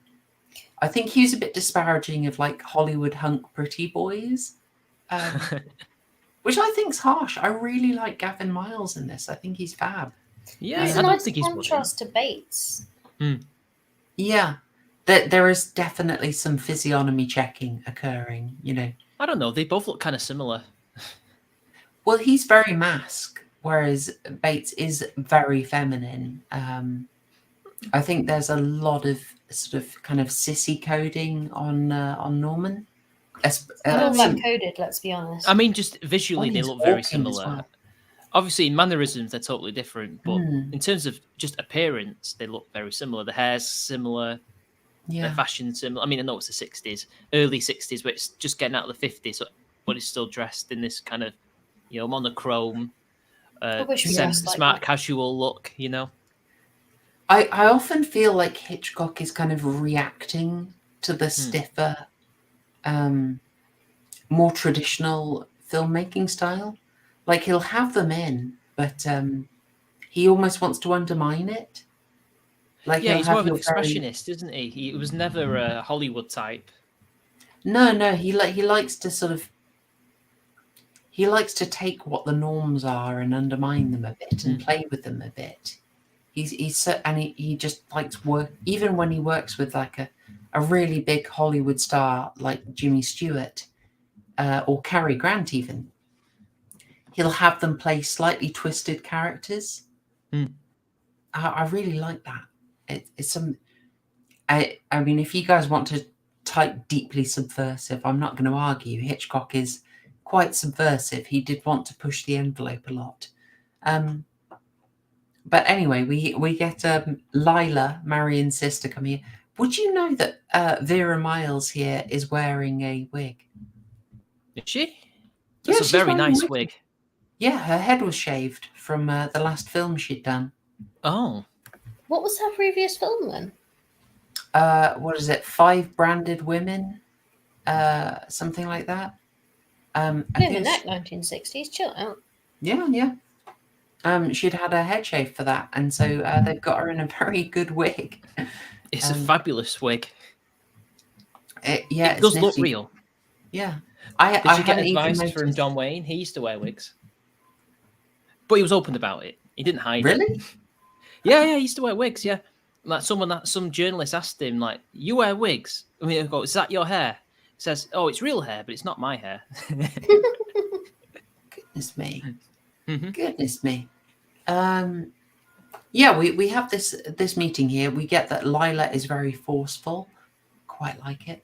Arbogast is a slippery character, and I absolutely bloomin' love him.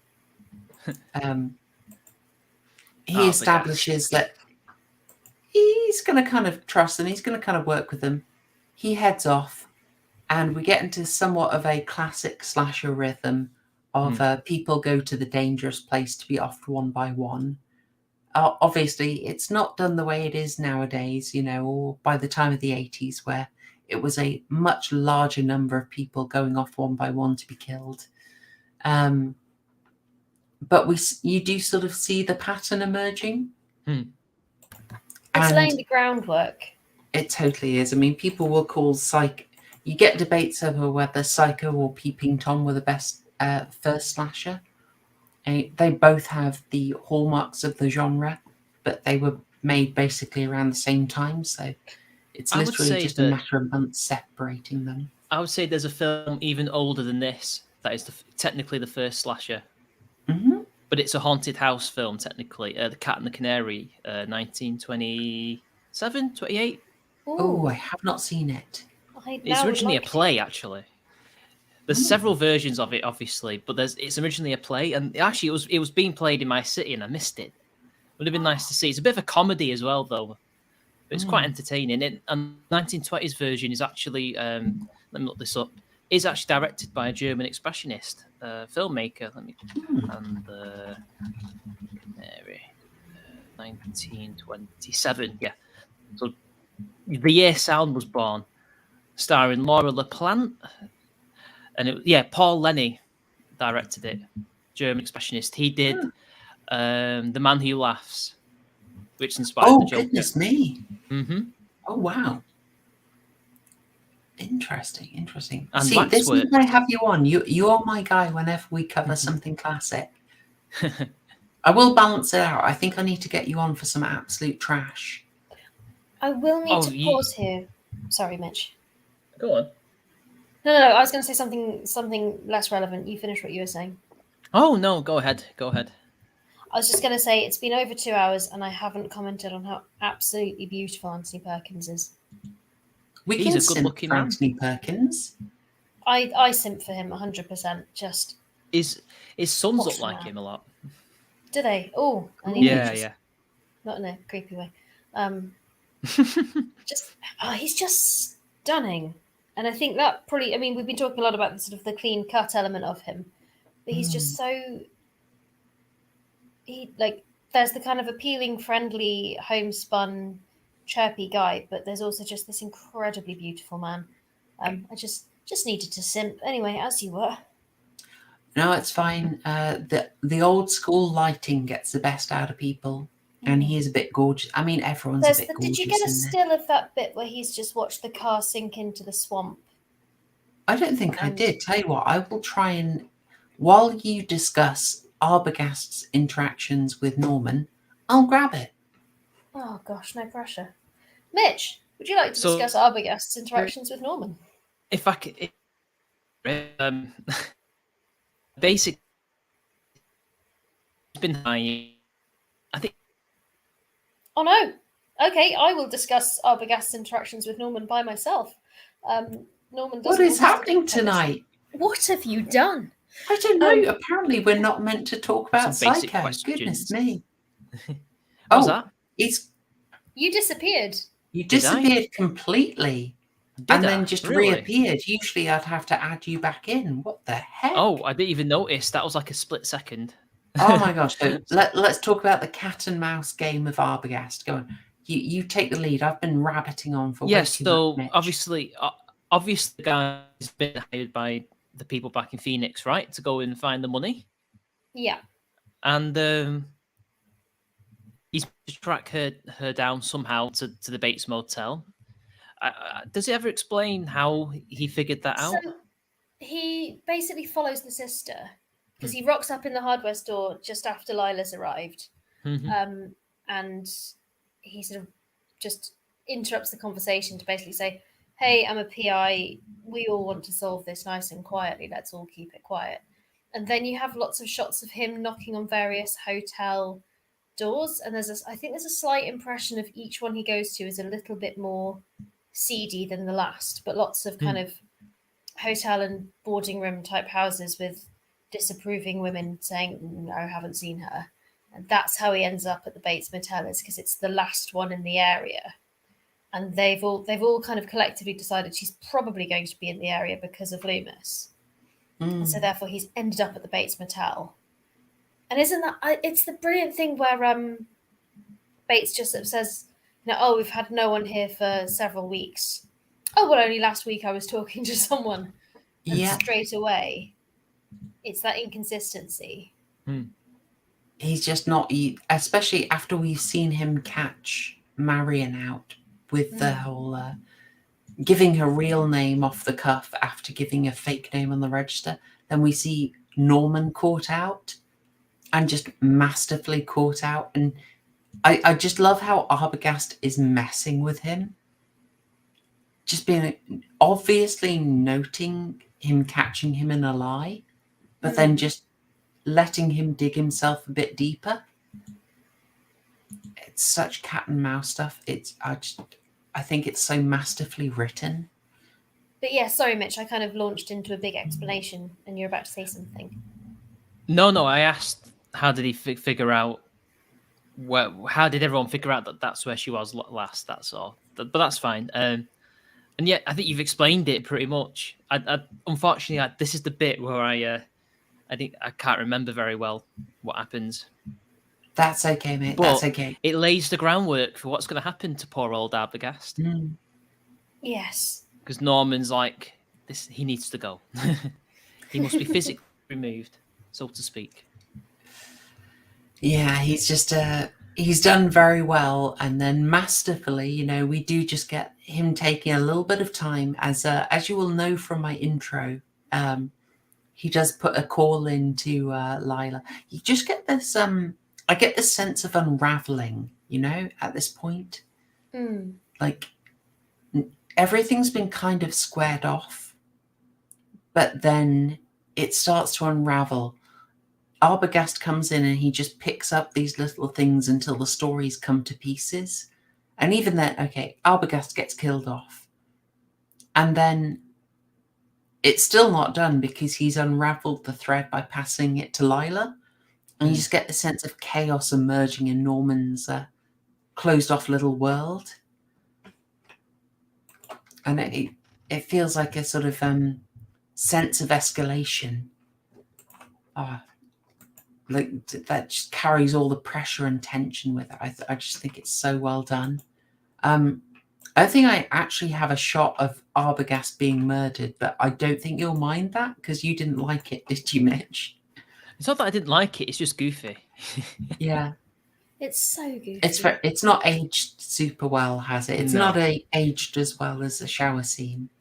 But on the other hand, sorry, I've been really chatty tonight, but the bit I liked is when Arbogast's coming up the stairs and you've got some of Hitchcock's kind of playing with the focus and the zoom, just the perspective kind of distorts as he's walking up the stairs, which is really nice tension building. And you're kind of like, who's in that room? Where is he? Like, where's Bates? Who's he going up to see? Is he going to see Mother?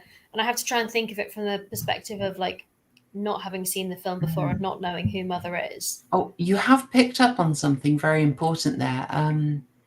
This is something Hitchcock's been doing, has been building up the mystique of the Bates house. No, what is this place? Yeah. It's got this prominent position up on the hill. It's mysterious. It's overlooking you. You've only seen silhouettes in it. You want to know what's in the house. You get the feeling that there's a deep secret there. And lots of dialogue directs you to wonder about the house. Arbogast gets you in very briefly, and then you see very limited angles, and then he's just offed immediately. And it builds your appetite as a viewer to know about the secrets hidden in.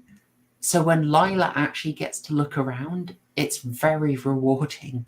You're feeling satisfied because your curiosity has been piqued over the course of the film.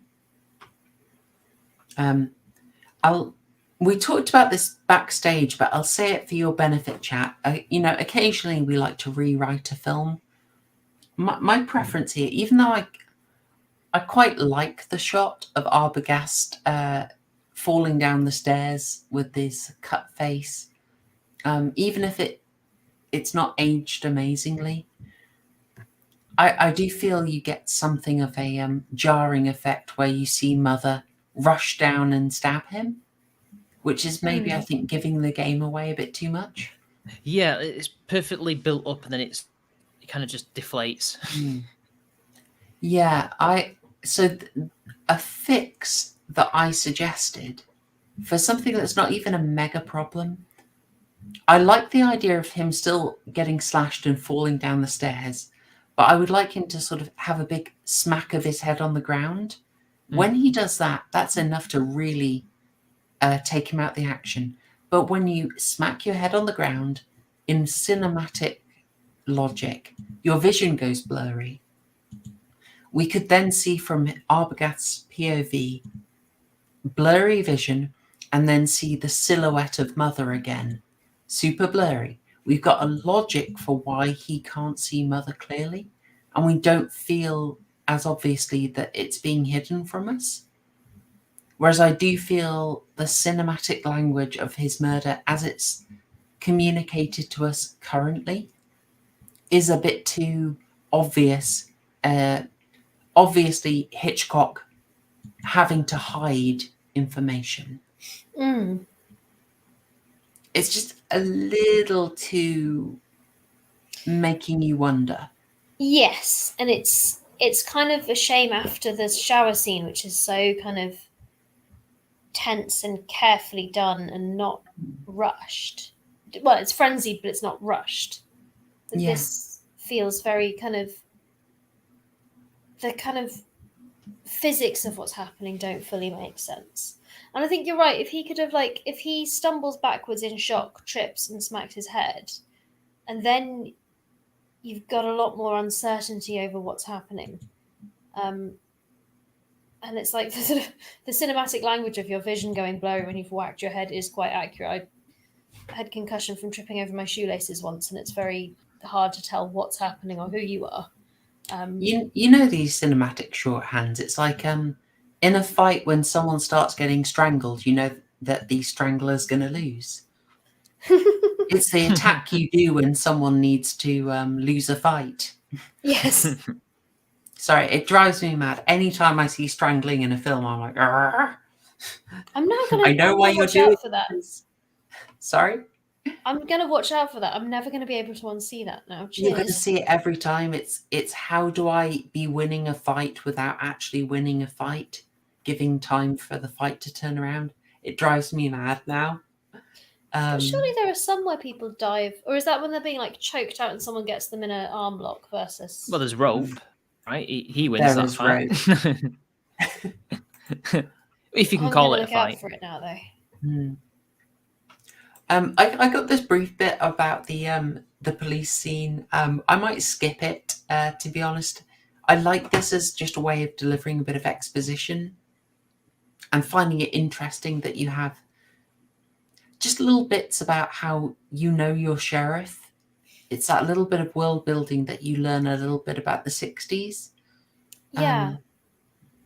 This is, as I say, every time we cover something old, often some really interesting things are things that were not meant to be interesting.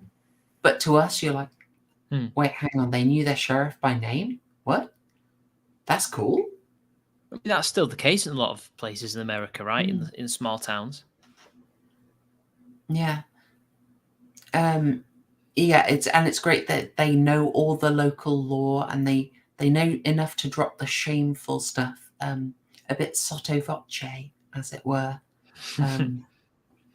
It's a great scene. I mean, this was complained about, I gather, and Hitchcock said, like, no, I wanted to show the proceduralism. I wanted to show you it's a bit boring and this is why our heroes need to take the action. That's all I was really going to say about it. Unless you had more, Mitch? Nope, nothing more. Cool. I know this is you've seen Psycho a whole bunch of times. I know you're pressed on this one. I won't work you on it. This is the next example of Sam was going to come and check out the Bates Motel himself after Arbogast called them. And there's a really interesting line of the sheriff is basically saying, Arbogast probably took the money and legged it, which is really fun for us as viewers because we know at this point the money does not matter at all. It's been chucked in the swamp. That may or may not be in California. Well, this is why they need to drain the swamp. It's crucial that they drain the swamp, you know. Maybe multiple ones, you know, clear them out. The glowies have hidden the body. Oh no. So it's again interesting exercise in dramatic irony that is extremely Hitchcock. Mitch, you just mentioned rope, and of course the entire film is dramatic irony. We know the whole time that there is a body in the same location that the film is happening, and it is technically in every single scene. I will say though, Rope's only weakness is when he goes on the run. Like, it's very obvious he didn't do it. I think a cop would take 5 minutes to recognize, oh yeah, he didn't do it. Yet it takes right near the end for his wife to say, oh yeah, well, how could he do it when he was here? You know? Oh, like, he enters and leaves far too quickly to have committed a murder. But then the other guy comes in, stays there for ages. Oh well. I need to rewatch Rope. I can't remember it clearly enough, but I'm going to trust you. But gosh darn it, Mitch, I'm just going to have to rewatch Rope. Oh, what a shame. Oh dear. Yeah, we get the scene, and this is again, it's the unraveling we talked about before. Bates basically can't keep the story straight, and he can't hide it, and he's totally buckling. He's very unprofessional, and they're coaxing all the details out of him, and just he's doing his best, but basically they're signaling very clearly that they recognize he's being shifty. But then he's aware of them knowing this, and we're dealing with both sides knowing a lot about each other and basically playing a charade. It's very interesting as well that, like, at the start, when Marion arrives, not Lila, he's so kind of by the book, and like, here's the thing to sign in, you know, let me just sort of check, and here's your key and everything. And yes, he has the same kind of shtick of like, oh, you know, got 12 vacancies, 12 cabins. But it's very kind of, you know, do sign in, here's the stuff. And then by this point, he's kind of, he's dodging it. He's kind of like, oh, you don't need to sign in. Oh, that's fine. Oh, I don't bother about a receipt. That's okay. And there, it's the sort of the flip that she was being dishonest about, you know, who she was and where she'd come from. And now here he is. Not very profound, but yeah, it's the interesting kind of reversal of roles at this point. And that they're presenting as a married couple, which is much more respectable, even though they aren't. Yeah, everyone is aware that they're kind of lying to each other, and it's how long are you going to keep it up? I absolutely love it. It's brilliant. It's the Chris Chan effect, isn't it? Let me explain. Norman Bates is intimidated by the alpha male in the room, and the fact that he doesn't know that they're not actually married, but he's jealous and annoyed that these two are seemingly together, and is thus lashing out at them. I don't think you're actually far off on that. There is, I mean, look, if we want to risk a 4-hour stream, there is a very real way in which Sam is kind of like a reflection of Norman. Like he's really who Norman like wants I say, they to look be. almost identical. Yeah, they part their hair the Especially same way. Stephen over married chads. Now, wifey, who do you prefer though, Sam or Norman? Norman. I mean, apart from the murdering and the Chat, It's don't purely read too much visual. into that. It was purely visual. no comment. I will say that maybe Anthony Perkins guys. might be the better looking guy. He's just so beautiful. Joseph Gordon-Levitt appreciators would definitely pick up on the Anthony Perkins winning out here, but yeah, there is, I'm hooked on this now. This idea that Norman's just feeling taunted here. Yeah, like he was really into. So he was into Marion, aroused by Marion, and basically ended up killing her as a result of this. And then this guy comes in who's basically his Chad brother, who's, as far as he knows, slipping the Frankfurter to someone who looks just like Marion. We've seen it all before. We've all met a man like. To be fair, there's women like that too, but we've seen it all the time. That they're socially awkward. They may have certain mental issues. They may be on certain spectrums, and they obviously not saying everybody on the spectrum's like that. I'm obviously everybody knows I'm on it, and I'm not like that. But there are these men out there who are socially awkward, who aren't very good with the ladies, and they get intimidated even by normal guys who aren't what we would consider alpha. They're not beta either, but they get intimidated by anybody who's moderately more successful at game than they are. Yes, a supreme gentleman, Bilbo. He's exploring that very well. They think just having a car will be enough. Although I don't know if Norman Bates has a very high opinion of himself, though. I don't get that impression in this film, actually. No. I mean, he sees himself as a dutiful son, and he's got his copes for his situation. Like, he doesn't have the ego that people like what I describe usually have, because they're so self-important and think they're so good that women should just, flock to them. He doesn't really have that, as far as I'm aware, in this film. He's shy. I feel weirdly motherly towards him. Yeah. Make of that what you will. He's very endearing. He is very endearing. But yeah, I'm liking the idea that this is just this couple who turns up like that's absolutely dabbing on him. Who's like, oh hi, we're your perfect life. Yeah, just so you know. What's the trivia? Oh, got some trivia.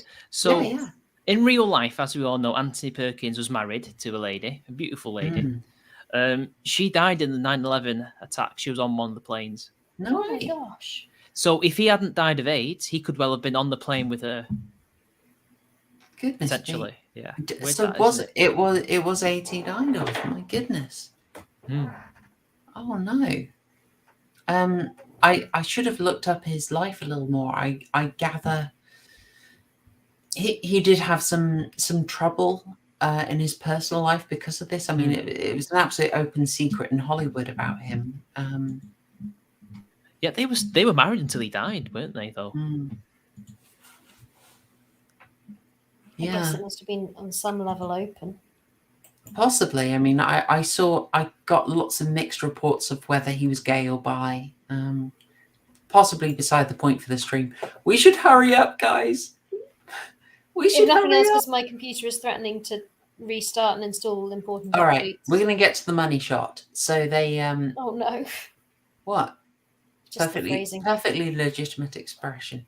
As I said, we've been teased for ages about the what's in the house, and there's some brief bit where psychologically interesting. Sam distracts Norman, and you have that confrontation between them, and basically the facade gets very dropped between them.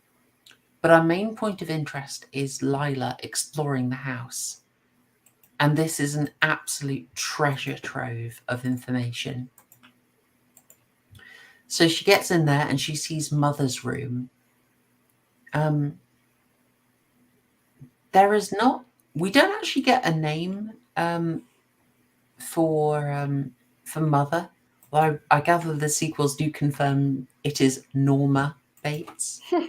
I might just confirm that. I think it is, but my brain is possibly a tad off on that one. But yeah, we look around that room that's so. How would you describe it there? Chintzy and preserved. Chintzy? Yeah. Staged. I mean, obviously it's a film set, but It is Norma. It's Norma Bates. Yeah. Very preserved, very chintzy. I think this is meant to be kind of a standout and just make her look out of place. We get a scare with mirrors here. Again, and reflections. The interesting detail of the bed. But I think the main point of this is just to be a contrast to set the stage for the real thing we're meant to be interested in, which is Norman's room, right? Mm-hmm. So we see that room, just soak it in a few, and all the lavishness, all the decoration. And we see that just before we see Norman's room. So these rooms are just meant to be a contrast to each other. And you look at Norman's room and suddenly you're just meant to see like, oh gosh, it's so childlike. It's basically a child's room. I mean, this is why I'm partly thinking like the idea of him giving his meat a good old rub while he's looking at Marion doesn't really work. Right. I just think he's too repressed. Again, it's Chris Chan. It is Chris Chan. Yeah. Well, Chris Chan is very, he's willing to give it a go and get handsy anytime he's near a girl, though, isn't he? True, yeah. Until the pickle man comes along.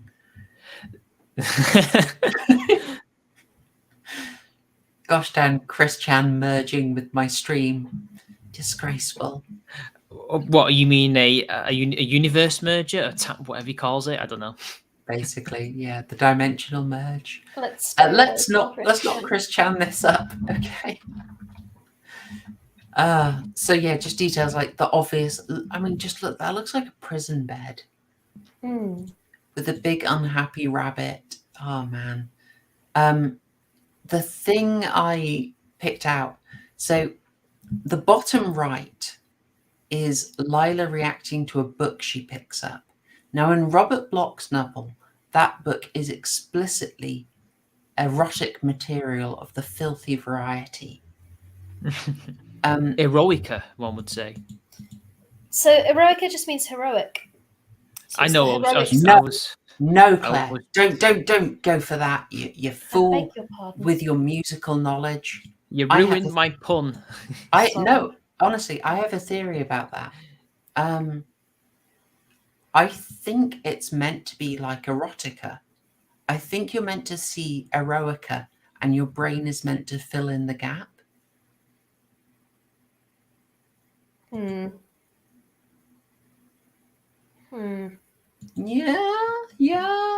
That eroica doesn't really mean much to most people, but it sets your brain thinking about that. And she looks at that before she looks at the book.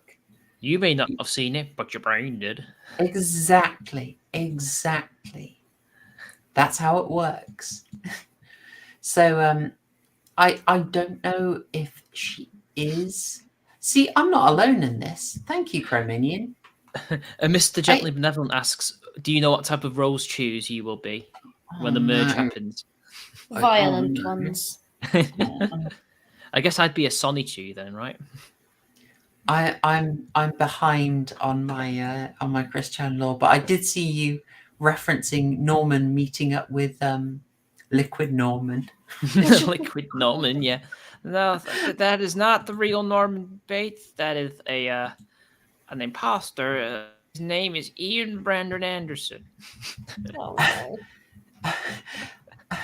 I absolutely lost it seeing a meme about Chris Chan turning up in court only to see Liquid Chris as a judge. Yeah.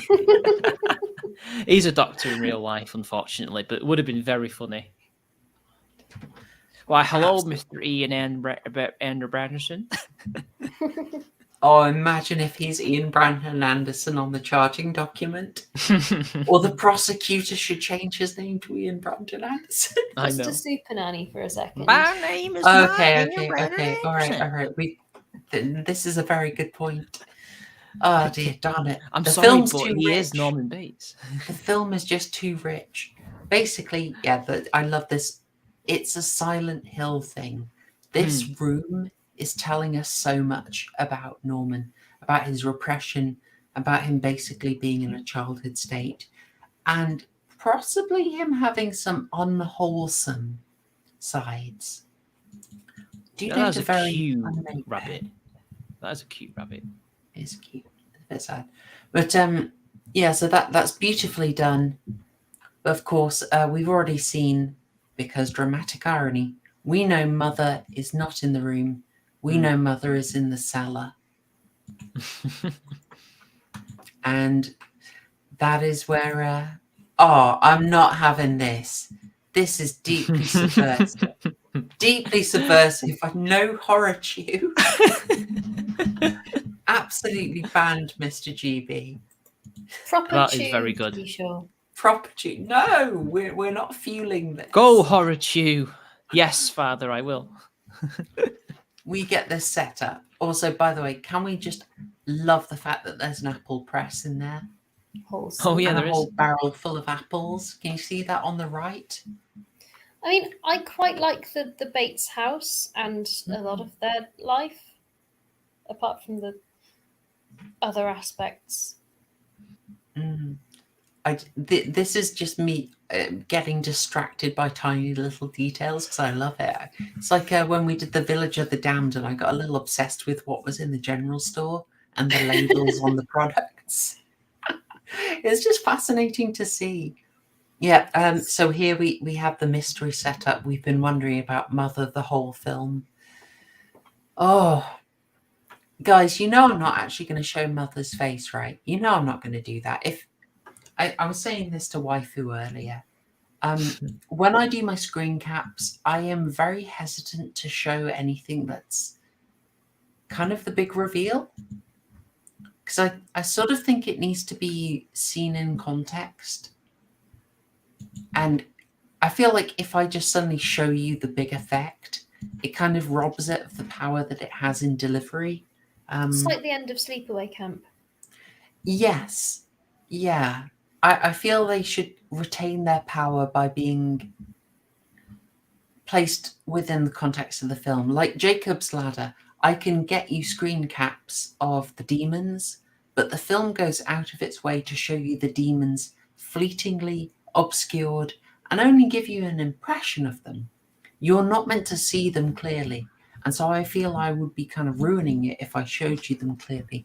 And so here, I'm not going to be showing you Mother's face, and I won't show the confrontation. We will talk about it.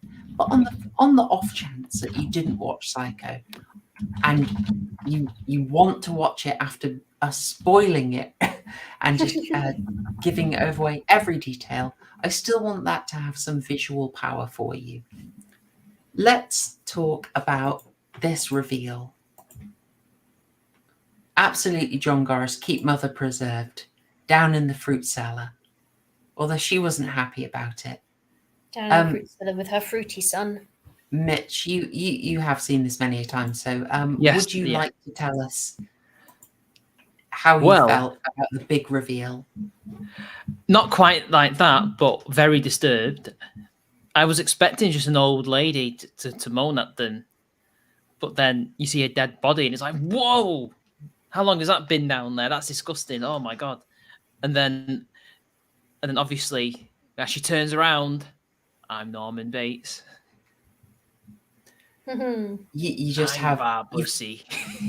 You've got very little time to adapt from that knowledge before you're immediately hit with the revelation that Norman is Mother and is charging in. You've got like barely any time to adjust before they hit you with that, and it's brilliant delivery of the shocks. Oh, it's so well timed. Also, apparently an absolute nightmare to film because they had to get the rotation of the Mother corpse and the lens flare on the camera, and Vera Miles had to then hit it properly so the light bulb didn't then mess up the shot. Oh wow. We have, I know, 3 elements, all moving, all difficult, but that smacking of the light bulb is beautiful because then you have shadows moving all over the scene. It is absolutely gorgeous. And finally, Norman runs in with a knife ready to attack her, and Sam just gets in there in the last minute, and it's a gorgeous kind of maelstrom of a struggle, and it just hits you so quickly. I am sort of gushing about the scene, but it's got to be one of the most powerful moments in horror. It is brilliant. I sort of wish that's largely where the film had ended, or maybe had cut to Norman in prison with that sort of internal monologue. Because the psychiatrist exposition is just so unnecessary. There's like one bit that you don't know for sure, but that you can work out. and everything else is like, yeah, we have what's just that watched the bit? film. If you want to help people out, I'm struggling to grasp it myself. It's for me the bit that the psychiatrist explains is the just really spells out is that Norman killed his mother and her lover 10 years ago, and then preserved her body. And it's like, that's the one bit that you don't know. Everything else you can kind of work out that, okay, yes, there's a sort of split personality thing going on here. There's, clearly over-identification with the mother. We can pick all of that up. I mean, possibly there's an element where we pick all that up because Psycho has become so entrenched in our culture now. Whereas perhaps in the 60s, obviously it wasn't. Maybe the audience needed their hands held a bit more. If you're interested, folks, the 1998 borderline shot-for-shot remake adapted this scene a tiny bit. There's a little bit of a girl power moment where Lila goes and gives Norman a kick.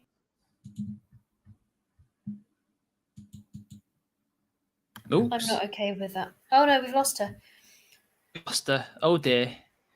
Well, to be fair, it's disgusting to describe the to even imply that the 1998 remake was anything on a par to this. That's appalling. I'm glad I've never seen it, to be honest. I don't tend to watch remakes.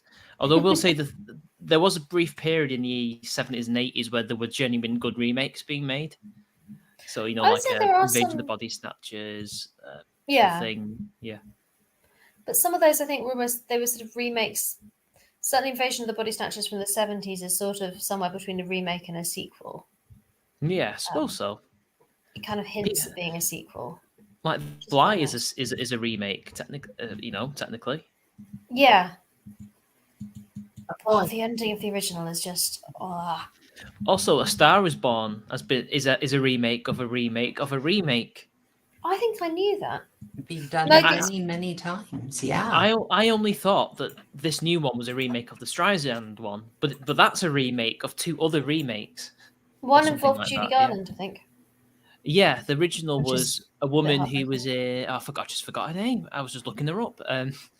Janet Gaynor. She was one of the first people to win an Oscar, I think, or at least in films that won an Oscar. She was in a film called Sunrise: A Song of Two Humans. Another film directed by a German expressionist. And that is a very good film. And yeah, she was in the original A Star Is Born in the 1930s. Yeah. Cool. I only just found that out, by the way. Yeah. We should. I was just thinking we've been doing so well. I haven't had that mic error again.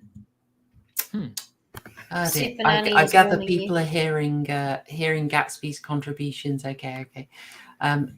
Just so we avoid the risk of another mic error, I'll probably move us on quickly.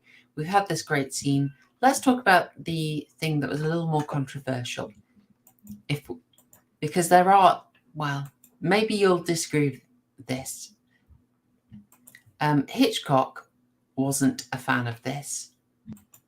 Oh, I do have this, by the way, just from the fight that I thought was a bit cool. It's just such a powerful image. Also, orchard racks. Look at the cool orchard racks. The weak shall fear the strong. Oh, dear. But no, I do want to get the thing. All right, here we go. The psychiatrist scene. Discuss. Yeah. This was studio mandated. And I've got to be honest, I don't like it. I would much prefer, because everything we need to know is basically laid out. And we could have had a load of fun theorizing about it. Margaret made an interesting point that MPD was not a well-known condition at the time. So that's partly why they kind of put it in to sort of explain that that's what was going on. Maybe I just sort of think we could have got everything we needed with just the scene of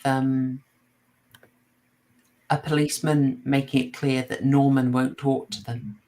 Mother is talking to them, etc. And that's all you needed to do. And you could have just dropped a few lines of dialogue at some point to make it a little bit clearer that Norman had murdered his mother originally. And then if you just end on, basically the ending scene as it is now, I think that gives you all the information you need. Whereas this does unfortunately spoon feed us a lot. I'm glad you liked the edit about Bilbo. I'm glad you enjoyed it. I had fun with this. Unfortunately, there's no slapping of women involved, so I couldn't do one of my favourite John Dee edits. But never mind. Agreed. It is a bit of a non sequitur. It's got a very different tone. What can I say? It was studio mandated. They felt audiences needed it. I've got some sympathy to the idea that they weren't aware of it, but it does feel a bit awkward to just have this explainer. It's a very kind of rigid scene as well. Yeah. Mitch, do you have a stance on the scene? Would you chop it? Not really, no. I was never bothered by it whenever I watched it. I'd completely forgotten about it. Yeah, I'd forgotten that this scene had happened. It's a bit tacked on, it delays the really killer ending. Oh, with the stare. And she wouldn't even harm a fly. It's amazing stuff. Yeah, it's not egregious, but if it were to go, I would not miss it, I'll be honest. Yeah, I think it you could find an easier way to get there, just as you say, with one of the policemen saying to the other, oh, he won't talk, but Mother will, and then just cutting through to, oh, could you bring a blanket for Mother? And then maybe seeing him take the blanket. And that would probably give you all that you needed to know, and then just finishing with that kind of catatonic internal monologue. It's just so creepy. I don't feel Rebecca spelled Hitchcock also directed Rebecca, folks, if that comment's confusing you. That didn't spell up the mystery as much, I felt. But that's possibly partly to do with the source material. Because the novel leaves so much to the imagination. Yeah. But nevertheless, this may be a bit of a bump, but we still end on an amazing scene. Absolutely wonderful. You are going to have to show a screen cap of that. Oh, go on. I will pull a screen cap up. I don't actually have it. Absolute state. What? I'll pull it up because that smile is amazing. I mean, I do have it in my intro. Of course you do. Oh, actually, I'll go for this one because Hitchcock did a sneaky. All right.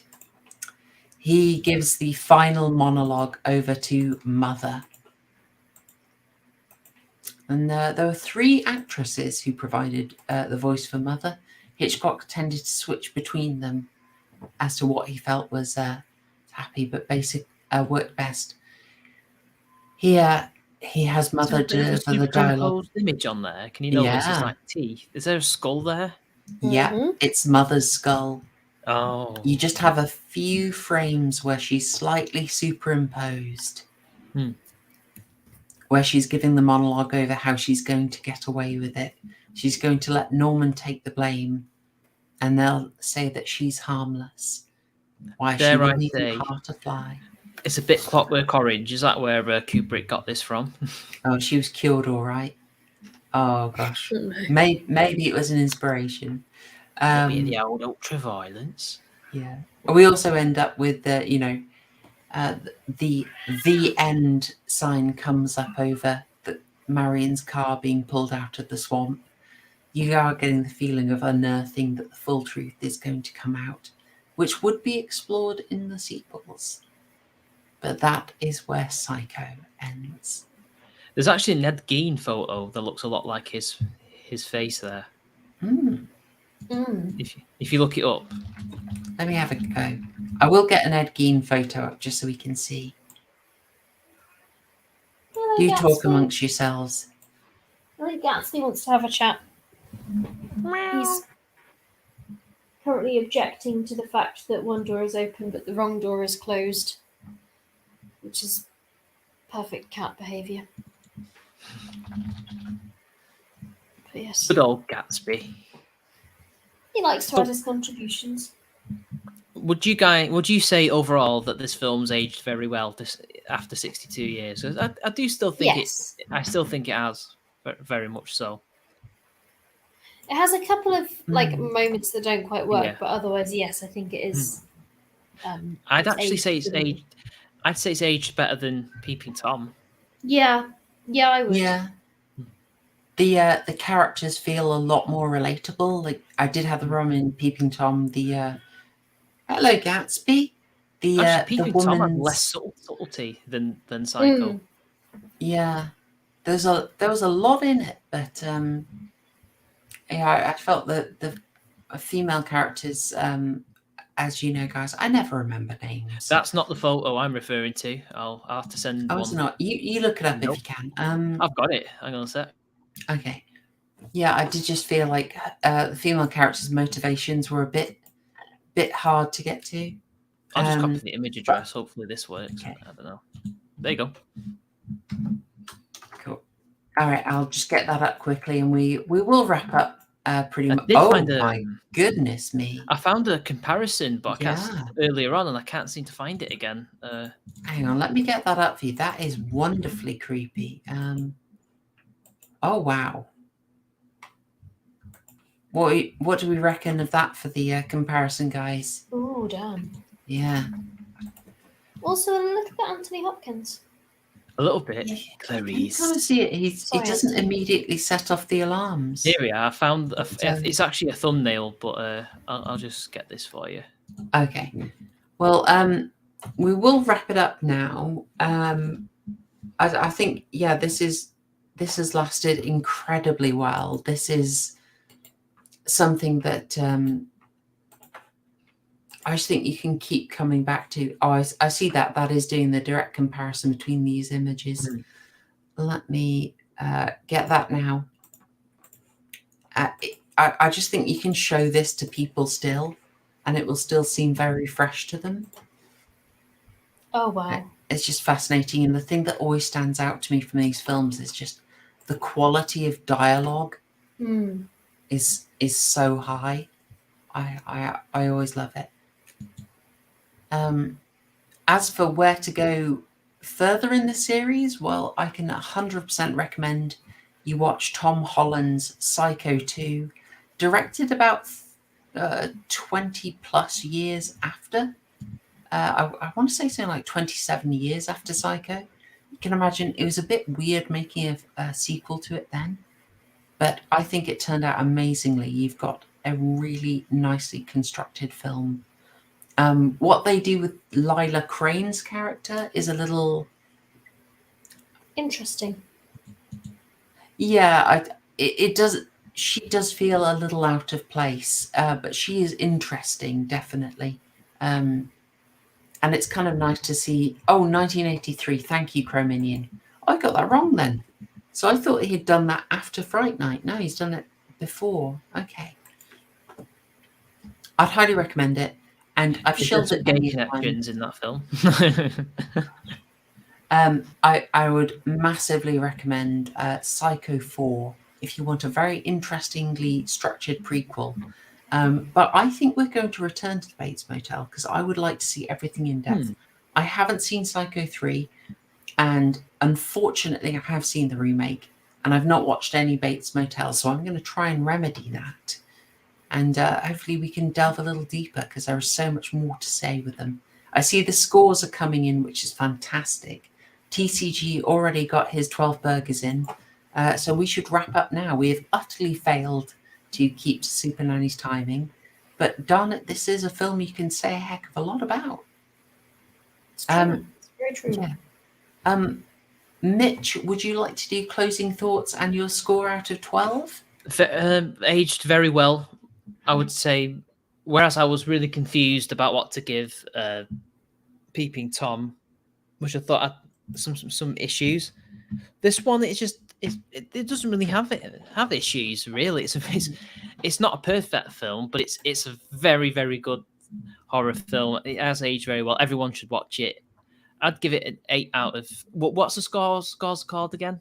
It's out of burgers, out of 12 burgers. Well, I'm going to change it to knives. I'm going to give it 8 knives out of 10. Oh no, the system's falling apart. This is chaos. It's all unraveling. How could you do this to me? We all go a little mad sometimes. We do. Fair play then. Nicely done. Okay. Oh, disgraceful. I see the 12s are rolling in, and I'm happy. Oh, was it 12? Is it out of 12? I have to give it. It's out of 12, yeah. Oh, okay. So I'll give it 10 out of 12. There we go. Begrudgingly accepted. Okay. All right. Cool. How about you, waifu? To make up for that, I'm going to give it 13 out of 12 burgers. Nice. With actual bacon on. Controversial. I know. As long as it's not McDonald's bacon. Absolutely not, no. High ethical bacon. But my gosh, this film. I mean, the one bit I would maybe take a little bit of the cheese away would be for the stairs incident, but otherwise that's what deducts it points for me. Other than that, I think it's brilliant. It's very subtle, it's very kind of clever, and it's just absolutely lasted. Yeah, so influential. Fair play. I like it. I'll give it 12-dimensional merges. Oh no. Get out. Oh no. Oh gosh, disgraceful. Amazing scenes. Yeah, for me it's the rare film that I will give the same score as Candyman. Can I do it? I think I can. It's a 12 out of 12. Subtle ketchup, tiny bit of cheese, little bit of pickle. It's all in there. A pickle man? This film is great. You can just show so much, and we could have gone so much. We could have had a 4-hour stream and gone really in depth on the psychology. I think you've just annoyed Christian with the pickle. I need to. We need to ward him off, basically. But yeah, there's so much I can see with this. I rewatched this, and I'm just so fascinated by it. And this time I was so hooked on the story and seeing how it gave Marion her motivation.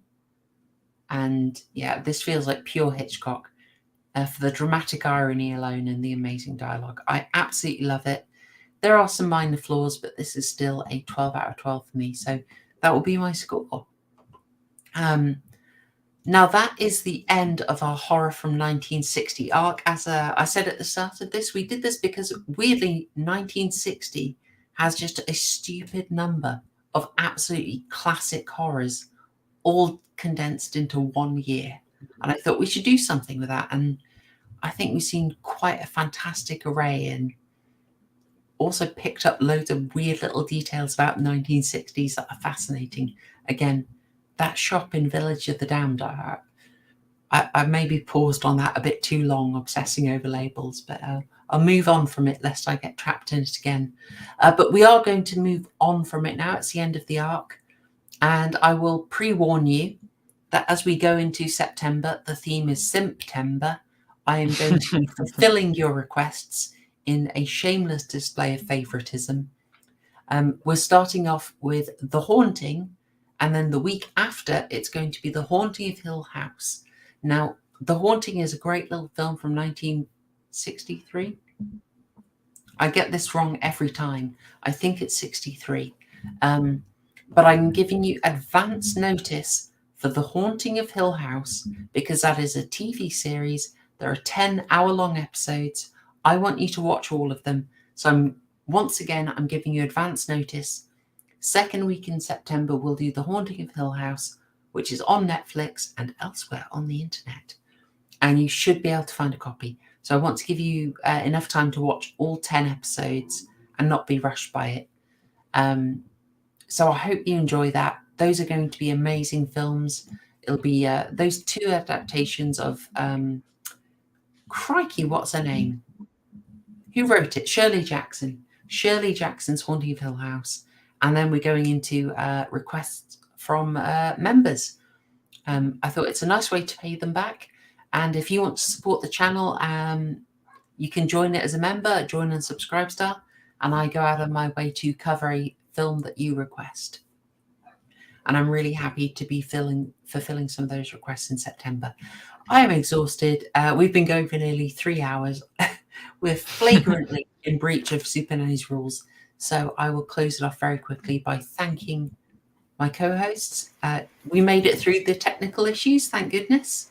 We survived. We did. We did. I'm just hoping we get through it without another one, because I'm terrified it's going to cut out at the last minute here. But thanks again. You've been great, and you've got really great observations. Also, chat, you were on fire, John Goris, and I'm sorry, you had a load of numbers in your name. T-Bone, amazing observations tonight. Really great stuff, chat. So yeah, I hope you enjoyed it, and I hope you're looking forward to joining us next week for The Haunting. I will sign off now. Gatsby just signed off, and we'll leave it there. Thanks, y'all. Cheers. And I'm pressing the button now.